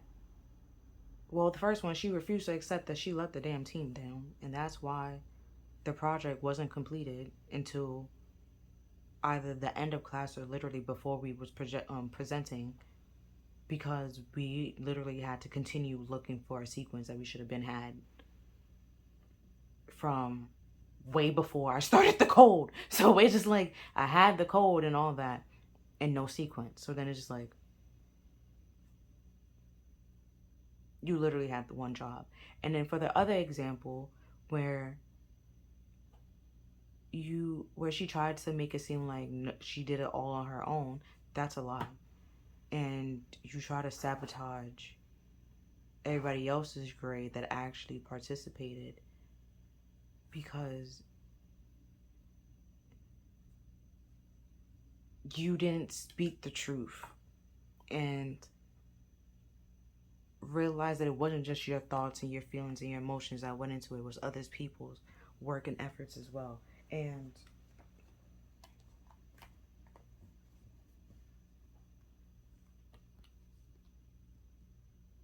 and then pretty much trying to take credit for other, like, somebody else's work that you didn't do. It's plagiarism. So it's just like, you just, it's unnecessary. So how to facilitate your needs is realizing that, devils can create illusions. And especially if it's your feelings, like, bro, if you simply speak your truth and act on your truth, you will realize that the fears that you have isn't that deep. And you'll be able to see clearly and move and know what to move on and what to act on. Oh, if you was in number 4, okay, and you came here, boom, bitch, karmic relationship. Lovers. Because the devil and the lovers together, to me, that's automatically a karmic relationship. Because the two people that's in the lovers cards are the same people that's in that devil card. And So, ooh, if you were in, you know, pile 4 and you were just in pile 5, it could have been like a karmic relationship that you were in and you needed to break free and free yourself from it. And let's say that you did. And because it wasn't serving you anything, it wasn't serving you or have any purpose in your life. It was like I was saying in my little video game coding class. It was like a non, you know, very like an NPC. It wasn't, the character didn't really mean anything and didn't serve any purpose other than simply telling you, let's say, like it just have 2 lines, and if you continue to talking to that person, it's gonna continue to tell you the 2 lines that, you know, it was meant to, because that's all it was there for. It wasn't meant to be a part of the game really, or show you anything, or sign anything, you know. And the devil, you know, they have changed, you know, because you're restricting yourself and pretty much keeping yourself stuck and trapped in something that you don't need to be in anymore, which is what a karmic is. It's like I was saying before in pile 4, right? That your like soulmates and twin flames connections can become karmic if you don't, like, if you take the lessons and you learn the lessons that you need to learn, right? And you know, you learned the lesson that you already need to learn. You don't need that person or need to be around that person anymore. That person served no purpose in your life anymore. They already taught you everything they needed to teach you. Let them go. Keeping them around make this love or that connection toxic and karmic, because the 2 of Swords, which is a blot card, is bookending the Ace of Cups. You're blocking love out of fear and not be like either fear of failure and not realizing, understanding that staying in a situation that doesn't suit you or benefit you is failing. That's a false sense of victory, which is self-sabotaging, which is a form of devil energy. Like, you just sabotaging your life pretty much. Like I was saying before, with there's destiny and there's faith. Like, you can pick one, you know. Like, we all have free will, right? Okay, and you can use your free will to, you know, fuck up your life if you really want to. But then don't be mad at anybody else or blame anybody else for your choices and that your life is being fucked up. If you decided to, you know, be blocking out genuine and true love to stick with somebody that's nothing but toxic and karmic, that serves no purpose in your life and has nothing to teach you, don't blame anybody else for that. You made those choices. But my first group, first group project, she made that choice of going to, she went to 2 professors, but when both of the professors said that they could not help you, and even when she told me, I even said, yeah, one is qualified in this and the other one is qualified in that. That's not what we needed. Why didn't you go to somebody that's actually qualified in what we actually needed? You know, and then with the other group, rather than talking to the teachers and telling the teachers that these 2 people aren't helping or contributing, you try to make it seem like the whole group wasn't. And it's like, no, as if the teacher wasn't going to talk to everybody in the group to find out the truth. And the truth was found out. And it's just like, don't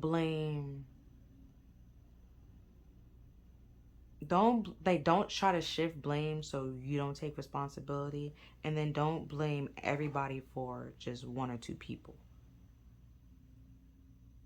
Because I ain't do, like, in that situation, I ain't do shit, okay? Like, I did my part, okay?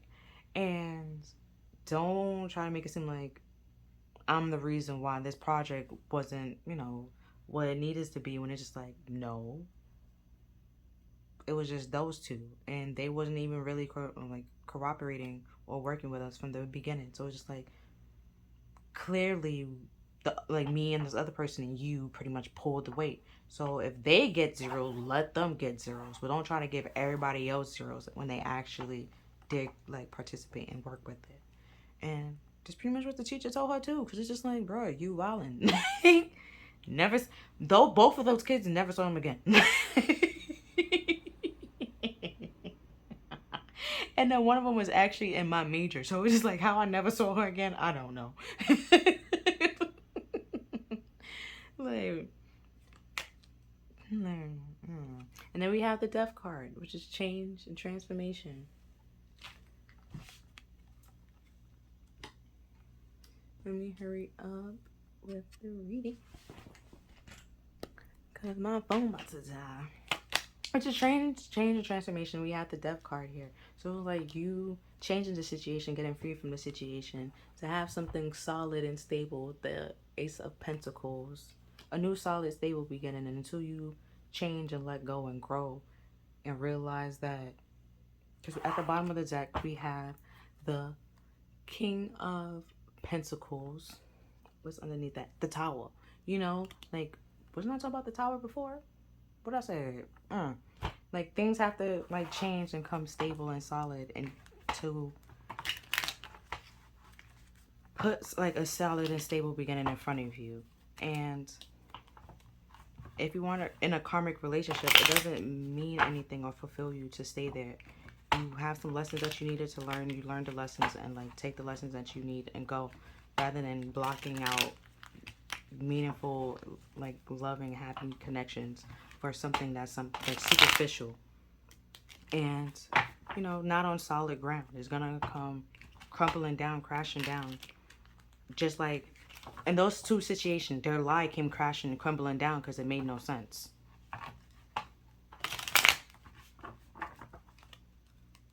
I'm gonna do 3 cards, sum up, and then you can go.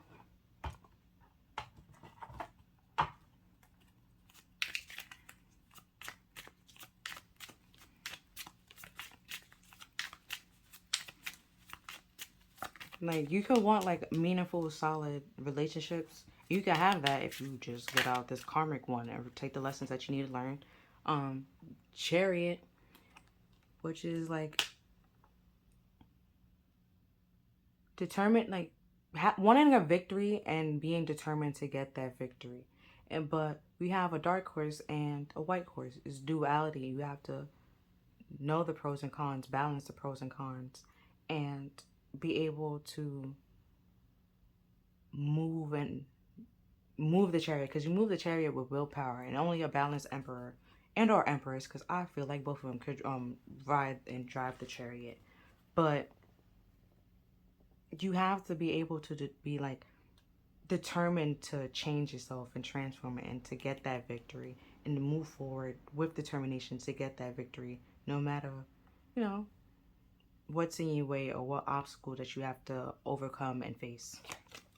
Then we have the King of Wands. Wasn't like the Queen of Wands at the end of Power 4? Another superficial person. They just tell you what they want to tell you, not the truth, or like the whole truth. You know, they won't give you the whole truth and nothing but the truth. They will give you like little bits and pieces of it. You know, like the devil will do. He doesn't show you everything. He will just, you know, tell you the parts that would like keep you out, or like make you like scared and be like continue to be stuck and tremble in fear and don't want to let go and move on and stuff like that. Smoke screens and stuff like that. And then we have the 4 of Cups, which is like rejection and being way too focused on the present moment, the 3 cups that's in front of you, and not realizing the help that Spirit is trying to give you and that is out there. And I like, because you could reject it with this 2 of Cups, or 2 of Swords here, blocking out that help and loving cup that they're trying to give you, receive, and pretend that everything is okay, and pointing blame and like shift Blah. Shift blaming, blame a shift, whatever. Pointing fingers and like brushing things under the carpet as if things are okay. Underneath the deck, we have the Eight of Pentacles, which is all about like working and like being distracted. With the King of Wands here, like I was saying before, they will tell you what they want you to tell, like what they want to tell you, and pretend like everything else is okay, even if like things are falling apart. They'd be like, no, what are you talking about? Things are fine. And when it's like, it's really not. They would just distract you with something else. It's just a big old distraction. Let's see what's underneath. Oh, this was the tower. Oh, it's the tower twice. What I said. Yo, look at it. And then we had the King of Wands. I mean, it was a couple of cards after. Then we had the King of Wands. But either way, we had the tower twice. Two totally different decks. Things need to come crashing down because it's not on firm and solid ground. You just distracting yourself from the truth.